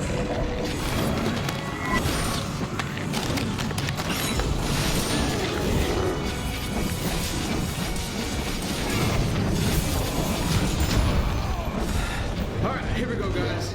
Time to eat. Again, what we got here is chicken flavored Nissin cup noodles. We got 24 total. This one of the 43 are right over here to my right. And the finish stack here. We have another finish stack here. And here get wind up. I'm excited. One more good burn, and we'll start. Alright, so we had to wait for a while for them to cool down. I had a cold start. It was way too hot. Don't you think? 10 minutes on the clock. You ready? Challenge starts in 9, 8, 7, 5, 4, 3, 2, 1, and let's go hard.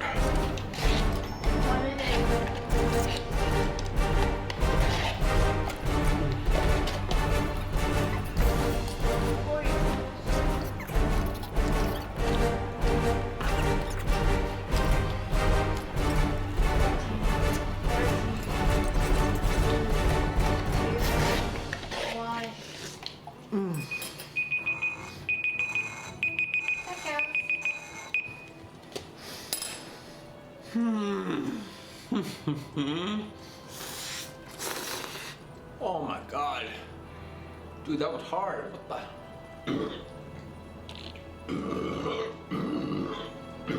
Oh, I feel so much better after. Damn it, that's... I don't feel that bad right now. I couldn't eat it faster. 1, 2, 5, 6, 7, 8, 9, 15. All right, guys, that's it.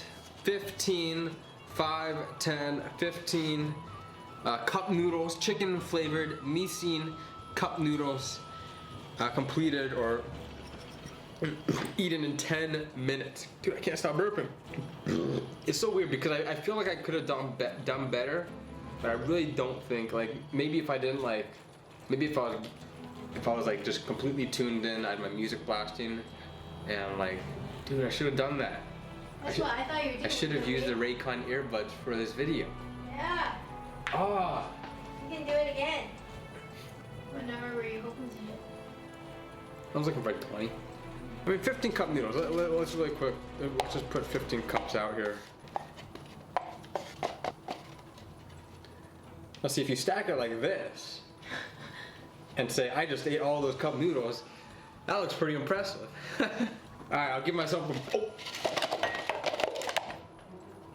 But then they're empty. Yeah, I know. All right, guys, well, that's it for the cup noodle 10-minute challenge.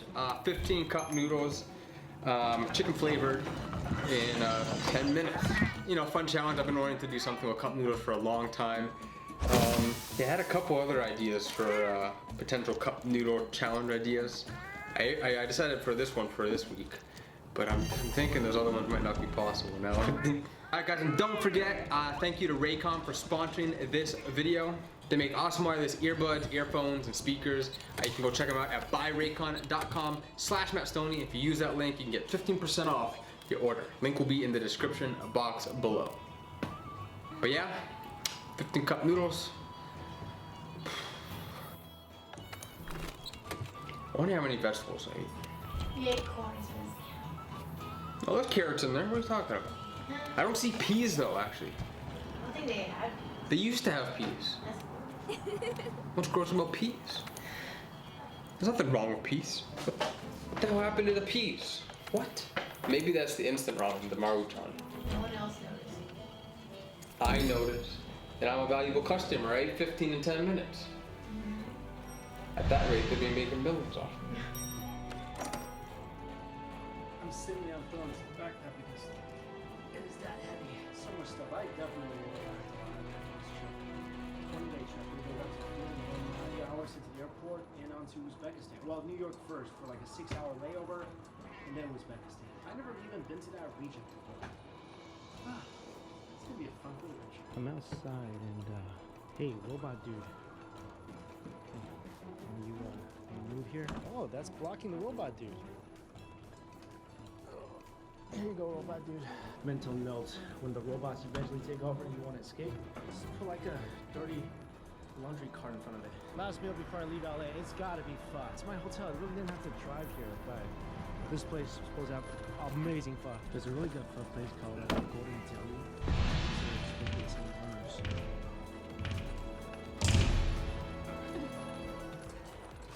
Large combo. This is the last meal I'm eating today before we go home, so I'm gonna make this count. Thank you.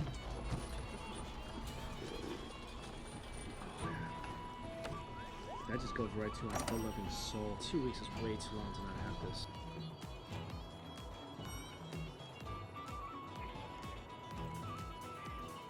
This has coriander inside.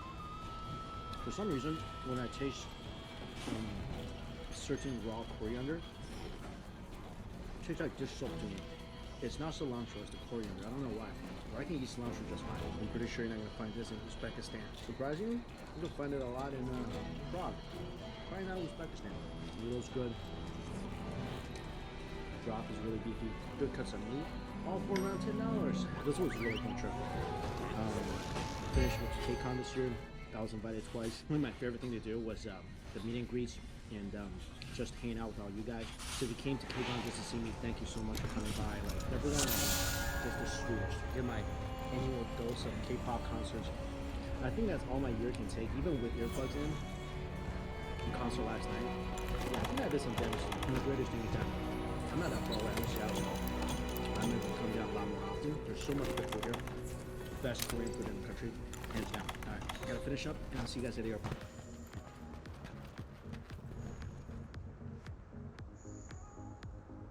Alright, maybe I should explain why I'm going to Uzbekistan. So about 2 months ago, I got an email asking me if I wanted to attend a global influencer congress. I have no idea what it is. It's the first time they're doing it inside Uzbekistan, where I guess a lot of people are invited, I guess influencers. And then they said that if I went, they would take me on a guided food tour. So that's just all I did over here. So I'm going to head over to, I think the conference itself last week. But I'm excited for that. And the route will be from Korea to New York. It's not an easy country to get to. It's going to take me I think at Uzbekistan Airlines, my flight is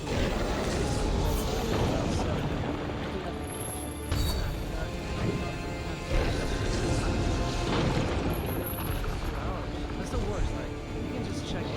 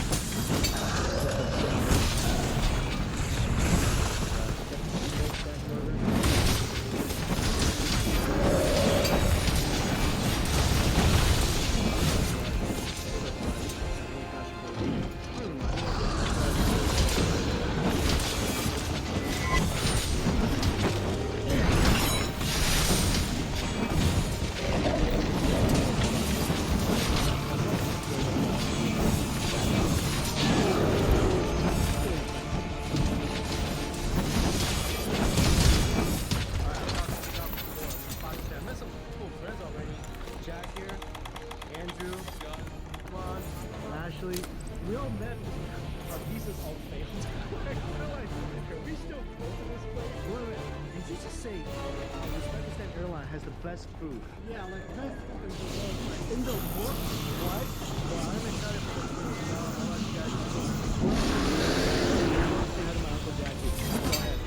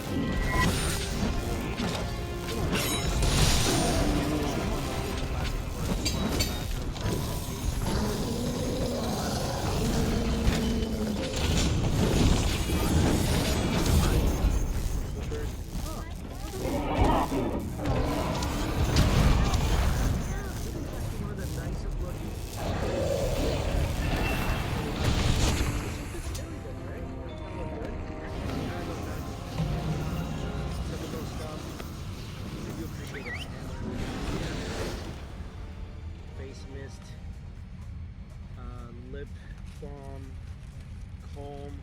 I'm gonna keep this for my hotel. Hello, this is very understated. A shoehorn. You know what I mean? Like sometimes putting on shoes. I know. It's a thing. It's a thing. My fingers are way too big. This is really useful. You guys don't know. You always bring these on a plane. Always. And use them. Wipe down the table. That table was nasty. Some people change diapers on that table, so wipe down that table. I'm gonna wipe down our table, Sue. I'm gonna wipe yours too. Oh, that's Kamala. I just met her.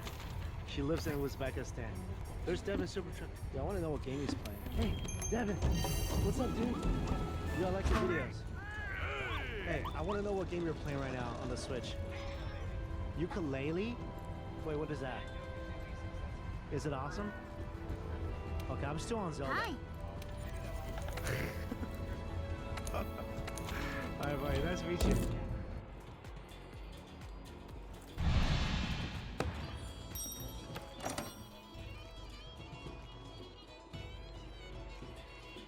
There's only 4 movies.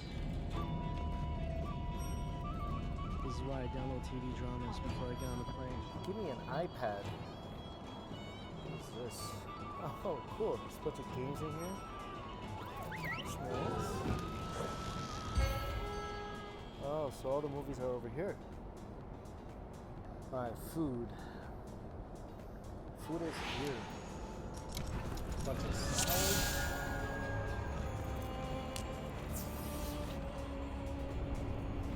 Turkey and roast beef.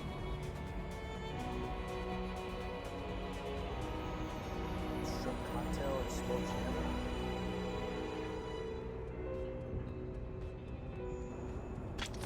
This tastes like a cocktail shrimp. I have grown to love smoked salmon.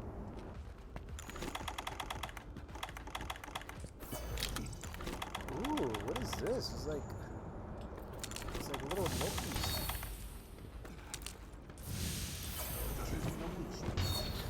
It's actually pretty darn good. It's pretty tender. I really love this though. This is great. Little bits of potato stuffed with cheese. Usually you just get beef or vegetables. You don't get this. This is awesome.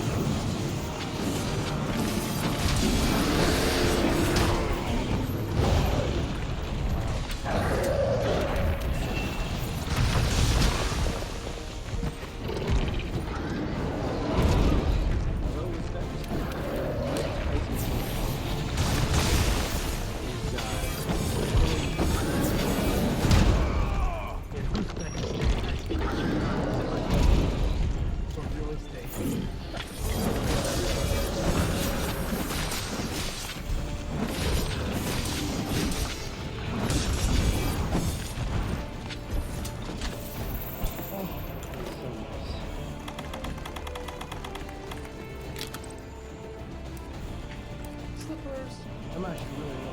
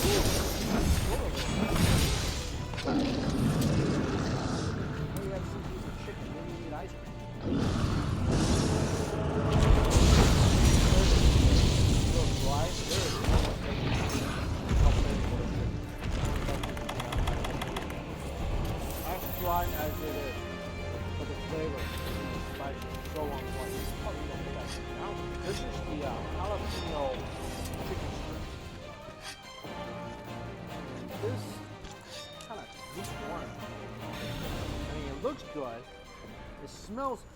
Ooh, it smells really jalapeno.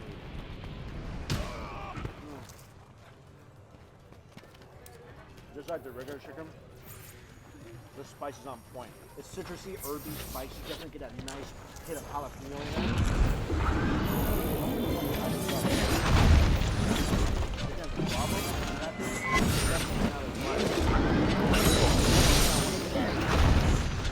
jalapeno sauce.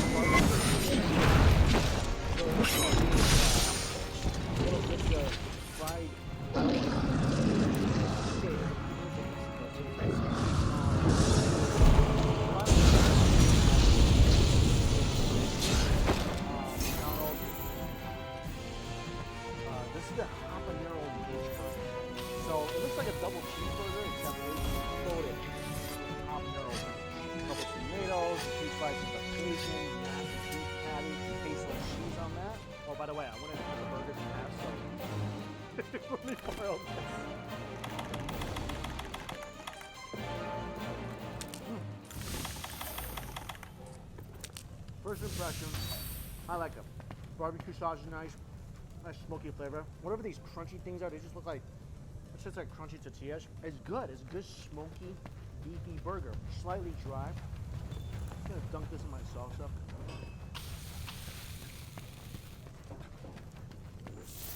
Oh man, that was good, but a little vinegary for me. Perfect. This habanero ranch one, that hits the spot. Really like that. The Serrano Jam Burger. Again, none of these are the juiciest of burgers.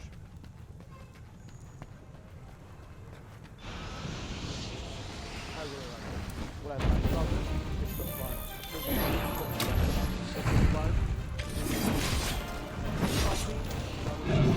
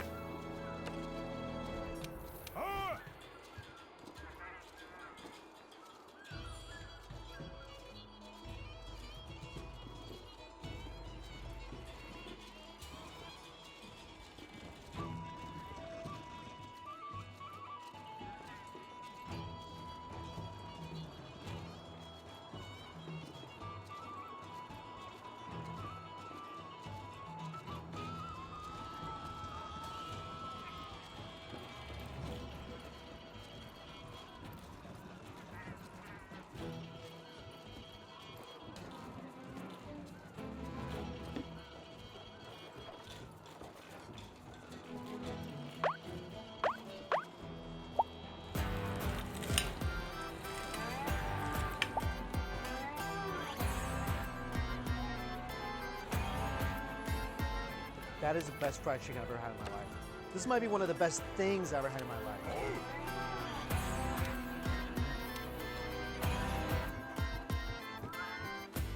Morning. First full day on the road. I'm in Raleigh, North South Carolina right now, and the original plan was to try some Carolina-style barbecue, but all the places I want to go to, because today is Sunday, all the places I want to go to is closed. So I'm gonna have to make a trip especially back here just for the barbecue. Carolina barbecue is amazing. I want to pay it like special attention, so I'll be back for that. Right now, I'm on my way through Asheville to Nashville. You know, last time I had such a great experience eating fried chicken. Southern fried chicken, there's nothing like it. We're gonna hit up as many amazing fried chicken places as we can. My mouth is watering just talking about it. But let's just do it. It's about 8 o'clock in the morning. Fried chicken for breakfast. Benefit of being an adult, kids. First stop on this fried chicken tour, Dane's Chicken and Waffle. This place, this is the institution here in Durham. By the way, I'm in the what's known as the Triangle. So Durham, Chapel Hill, and Raleigh forms the Triangle.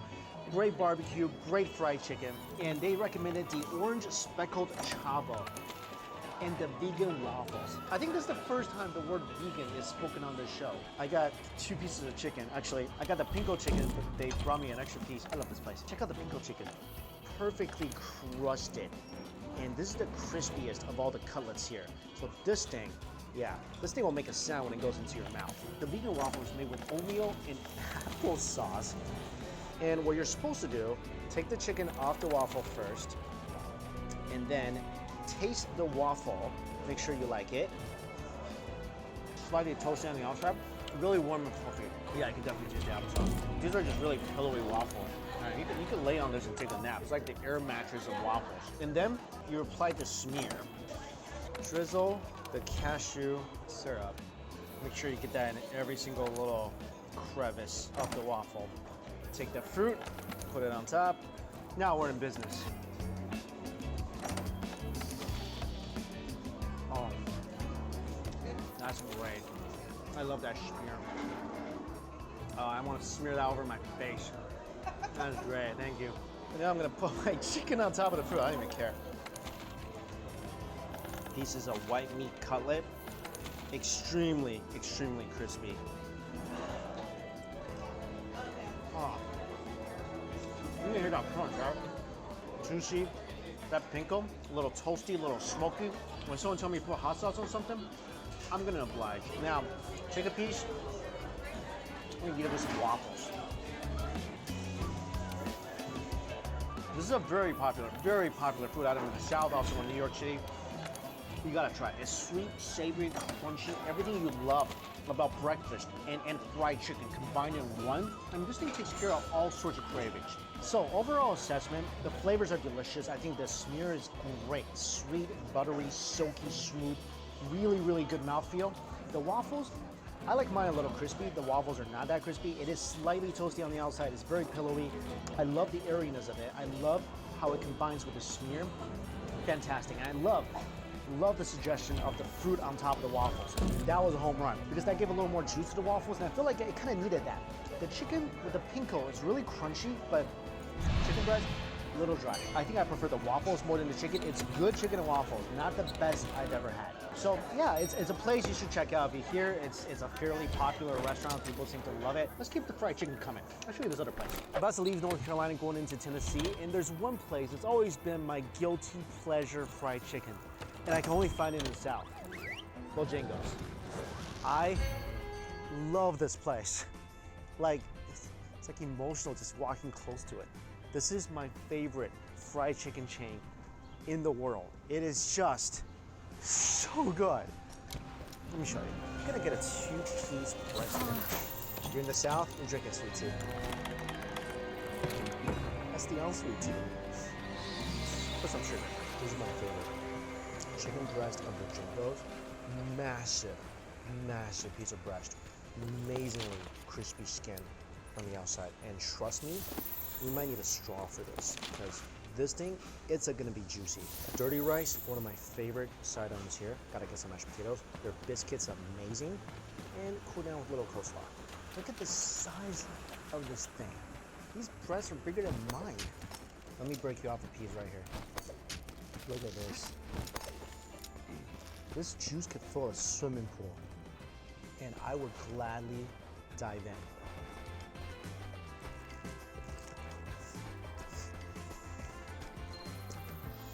Wow. Every single time I take a bite of this, it just makes me want to move near one of these stores.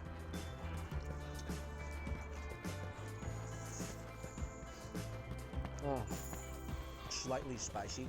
I mean, it's not overly spicy, but each piece, they're like part of their secret recipe. It's just a little bit of heat, and it is glorious. And I know I'm sitting here like in a chain chicken restaurant raving about the fried chicken, but it is that good. Mashed potatoes, not necessary, but something I really enjoy with my chicken. I really love their dirty rice. A little bit of meat, spices, herbs. Those are bojingos in New York. Not nearly as good. Something called salad.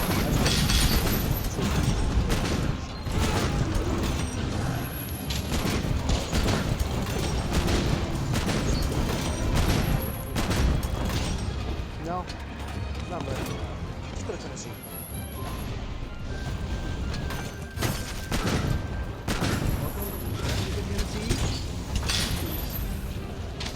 Of course, Tennessee is famous for fried chicken. Chompies famous for fried chicken.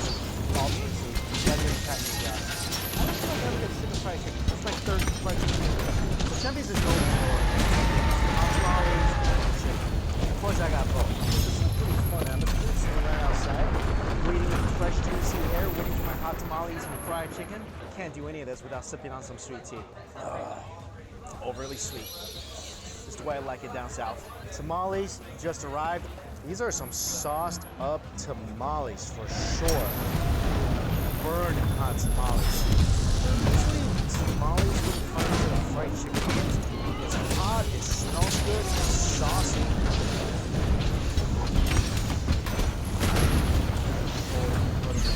They put some straight meat in the filling. So you're not only getting the heat from the outside of the tamale, you're definitely getting it from right in the center. This is right out. Yeah, nice shallow sweet, fragrant taste in the form. The filling is juicy, it's meaty, it's got huge picture. That's beautiful. So good. I can't wait to, this is insane. Do you guys raise Godzilla chickens back there? Seriously, this might be the fried chicken meal I've been waiting for all day. I mean, I love what I had at Bojingos, but look at this thing. Perfectly fried mountain of a chicken. Just the color on the outside is so incredibly beautiful. I mean, I saw the sunset driving to Tennessee, but I'm getting more emotional looking at this. You can see the little specks of seasoning and spices on the outside. I mean, this chicken is like, I can barely hold it. It is heavy. I just want to marvel at it. Oh, even the potato salad is making me borderline emotional. All that chili and spices on top of the potatoes. This looks like a potato salad sundae.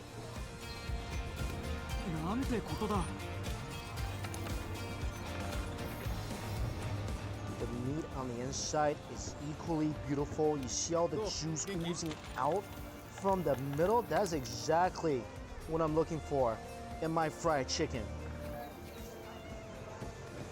Oh. I'm so happy. Oh, that's so good. The monster chicken also came with a monster flavor.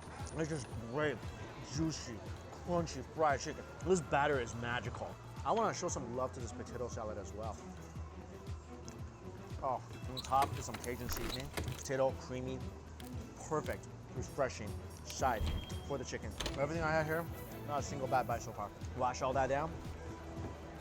The way you're supposed to eat this chicken, I cut it open just to show you guys, but the way you're supposed to eat this chicken, pick it up, get all intimate and personal with this bird. Oh. I mean, this batter, this is just insane. I taste a lot of pepper, I see a lot of pepper. This is probably one of the pepperier fried chickens I've had, but God, that works so well. I'll put this down. I also got a dark meat. If the white meat is already that good, this is gonna be phenomenal. I really don't see how KFC can stay in business in this town. It is not expensive. 2 monster, and I really do mean monster chicken breast pieces. And a wing, 2 sides, $10. Best thing I had all day. Even above my beloved Bojangles. Champies, name well deserved.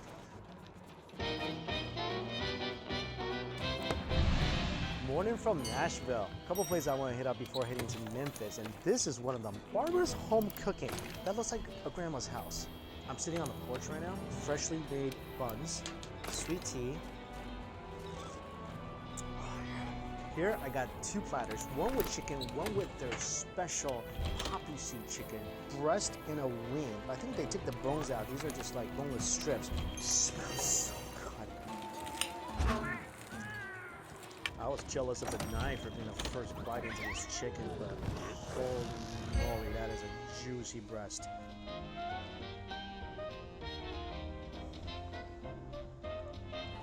Oh wow. I feel like the fried chicken on this trip, it just keeps getting better with each place I go to. The thing about what makes this chicken so incredible is absolutely the outside batter, which is just the lightest, crunchiest batter of any of the fried chicken I had so far. The poppy seed chicken, this is like almost like a casserole. I think a little cracker crust on top. Poppy seeds, obviously. Garnish dish. More white meat. Of course, got a little crunch from the crackers on top. But after that layer, it's all a smooth bite. They told me the mashed potato is the best. Whenever someone tells me their mashed potato is amazing, I am 100% on board. Oh, hello, creamy. This thing just bought my tongue like a silky little blanket. Silky, savory little blanket. Yeah, 100% gotta give this one.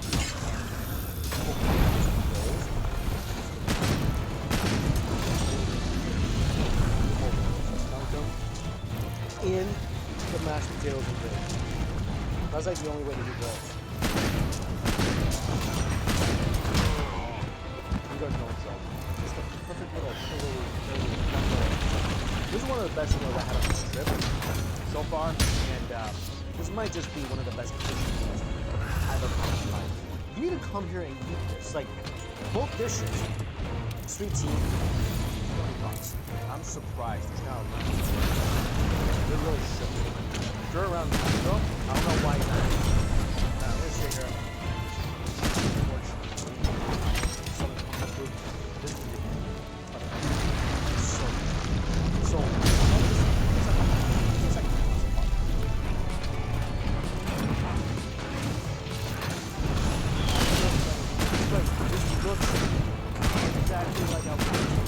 this is middle of farmland, Tennessee, just growing chicken.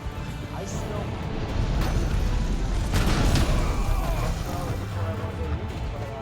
no funky orders gonna stop my appetite for this thing.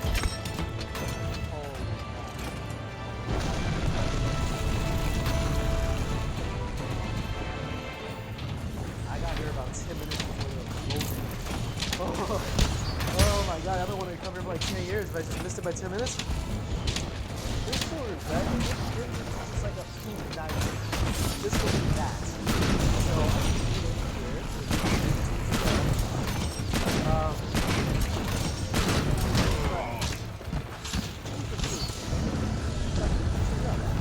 All my pleasure routines, and then up to this moment, here it is. The world I see so much now it's just sitting burning and I didn't eat fried chicken for like 2 days straight. This is just the most exciting thing ever.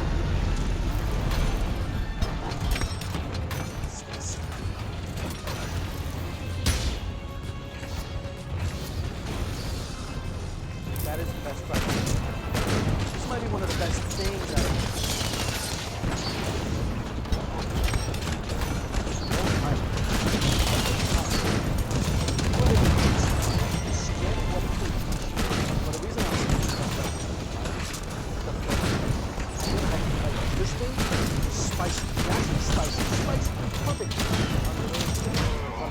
Gus's chicken shop in the parking lot. Punch in a chicken wing. Nowhere in the world do I do it. Trust me, this might really be chicken.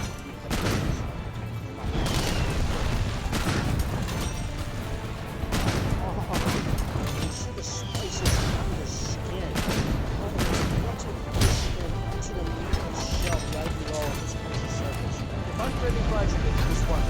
I love great food in it. Last place on this fried chicken floor. Last place on this fried chicken floor. I'm so happy.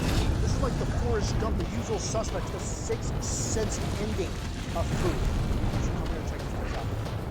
And you'll know exactly what I'm feeling. And guys, thank you all so much for joining me on the Southern Fried Chicken Tour. I had a great time. All the places I went to, listed for you in my description box below. I got you back. Until we eat again.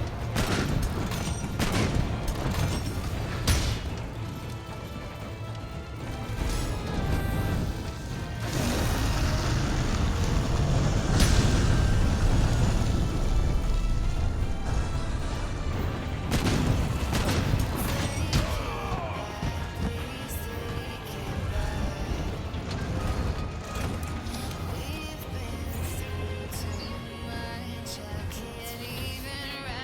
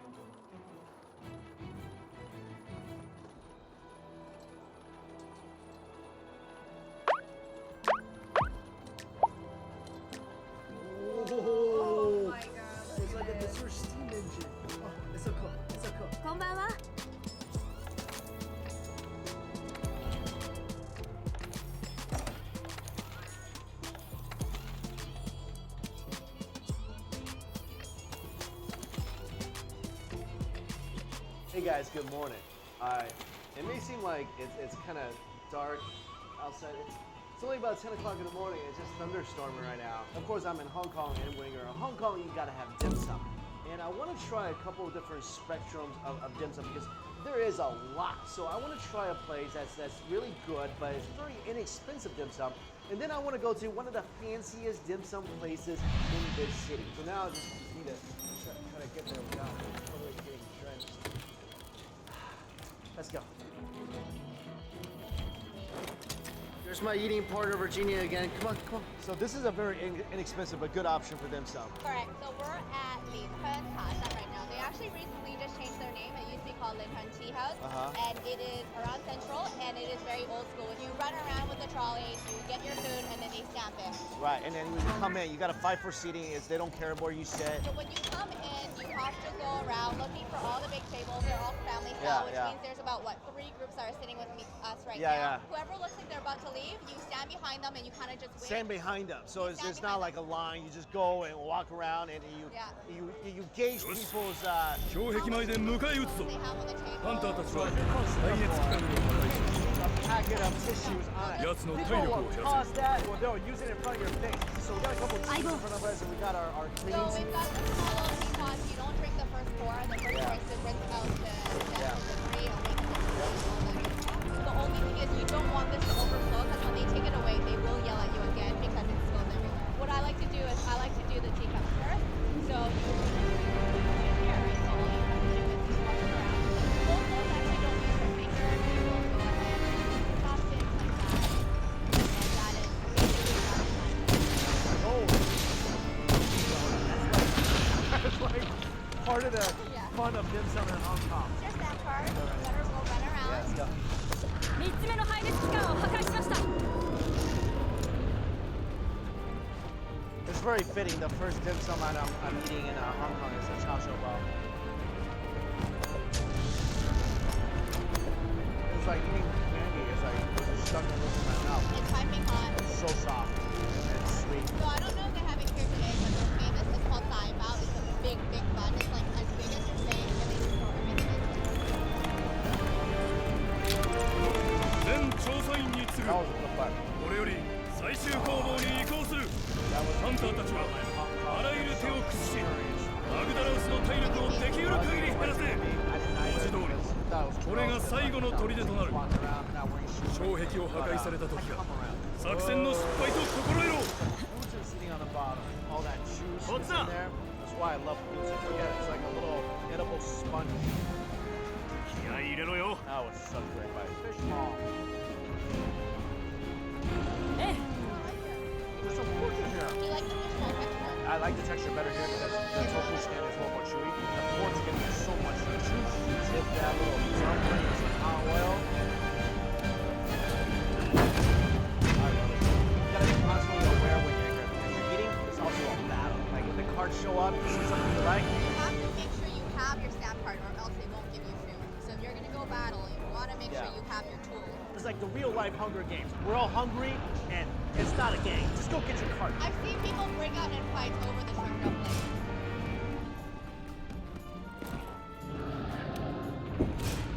This is one of my favorites. I love sticky rice. So this is called Oh My Gai, right? They also have Sanju Gai. The Sanju Gai means bigger, and they'll put chicken wings, lobster, and So good. You know why I love sticky rice? Because I love rice. I just want to pick it up top. This? Right up. This is my favorite dim sum item. Skin wrapped around 4 of the biggest dim sum dumplings ever had.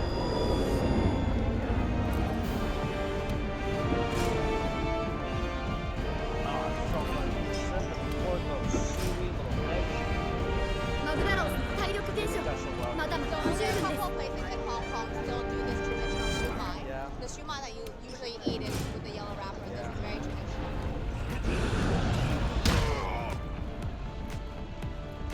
That's pretty darn good. So let's get dim sum item anywhere in the world. Tag out. That's a nice shrimp dumpling. The shrimp is really that rubber is like Kim Kardashian's clone. It really is just like, you know, it doesn't cover up much. But it adds a little texture.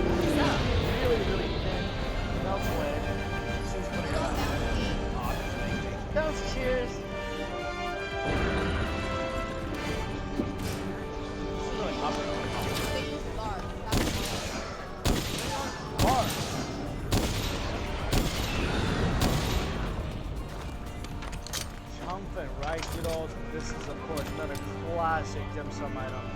This one is stuffed with chashu. So do you know why it's so slippery? It's because they actually make it fresh in the kitchen. Yeah. The only thing I find about this is it's quite not a lot of people like it. Really? Well, I love fish. Little multi-dish. That's great. But it's like, look, this one looks like they're in the kitchen, ate a bunch of other buns, and came back out. It's about to give a bun baby. It's so adorable. I just want to hold it and cuddle with it.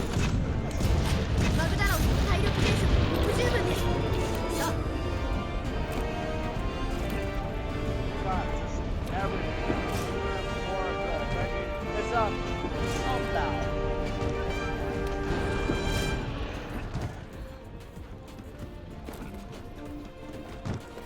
this is the 1,000-layer cake. This is lotus seed cake in the box. I love lotus fish.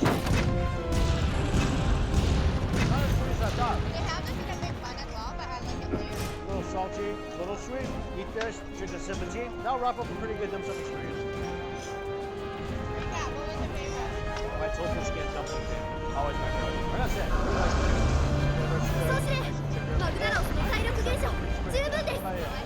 That's whatever? Yeah.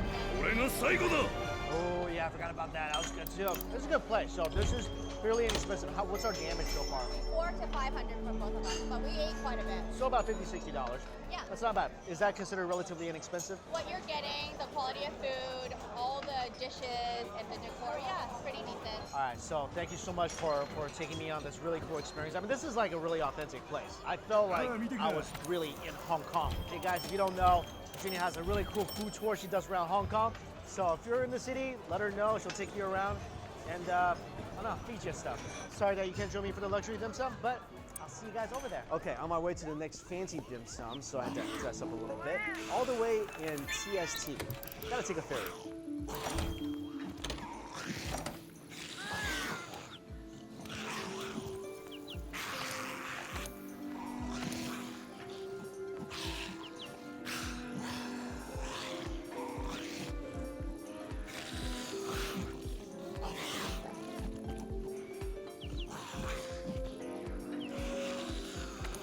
Alright guys, we are at Yanto. I have Aiko here with me. Thanks for letting me. Hi, you're welcome. And you're gonna show me the ropes on like just a fancier dim sum. Yes, you know, Yantonin, I've been here a few times. The food is superb and, well, not to mention the really nice harbor view here. And this is a 2 Michelin star restaurant.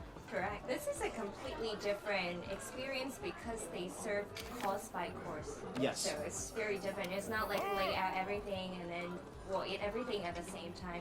They make it like a Western dining experience. Yeah, and I didn't get yelled at yet, so that's good for chasing after a cart. But the first thing they serve is the tea, which is so amazing because they actually have a tea sommelier, and he made this from 10-year-old aged Taiwan with water from Tibetan mountains and like charcoal from Japan. And it's just nice to see how he performed his art of making tea. Yeah, cheers. Can you taste good tea?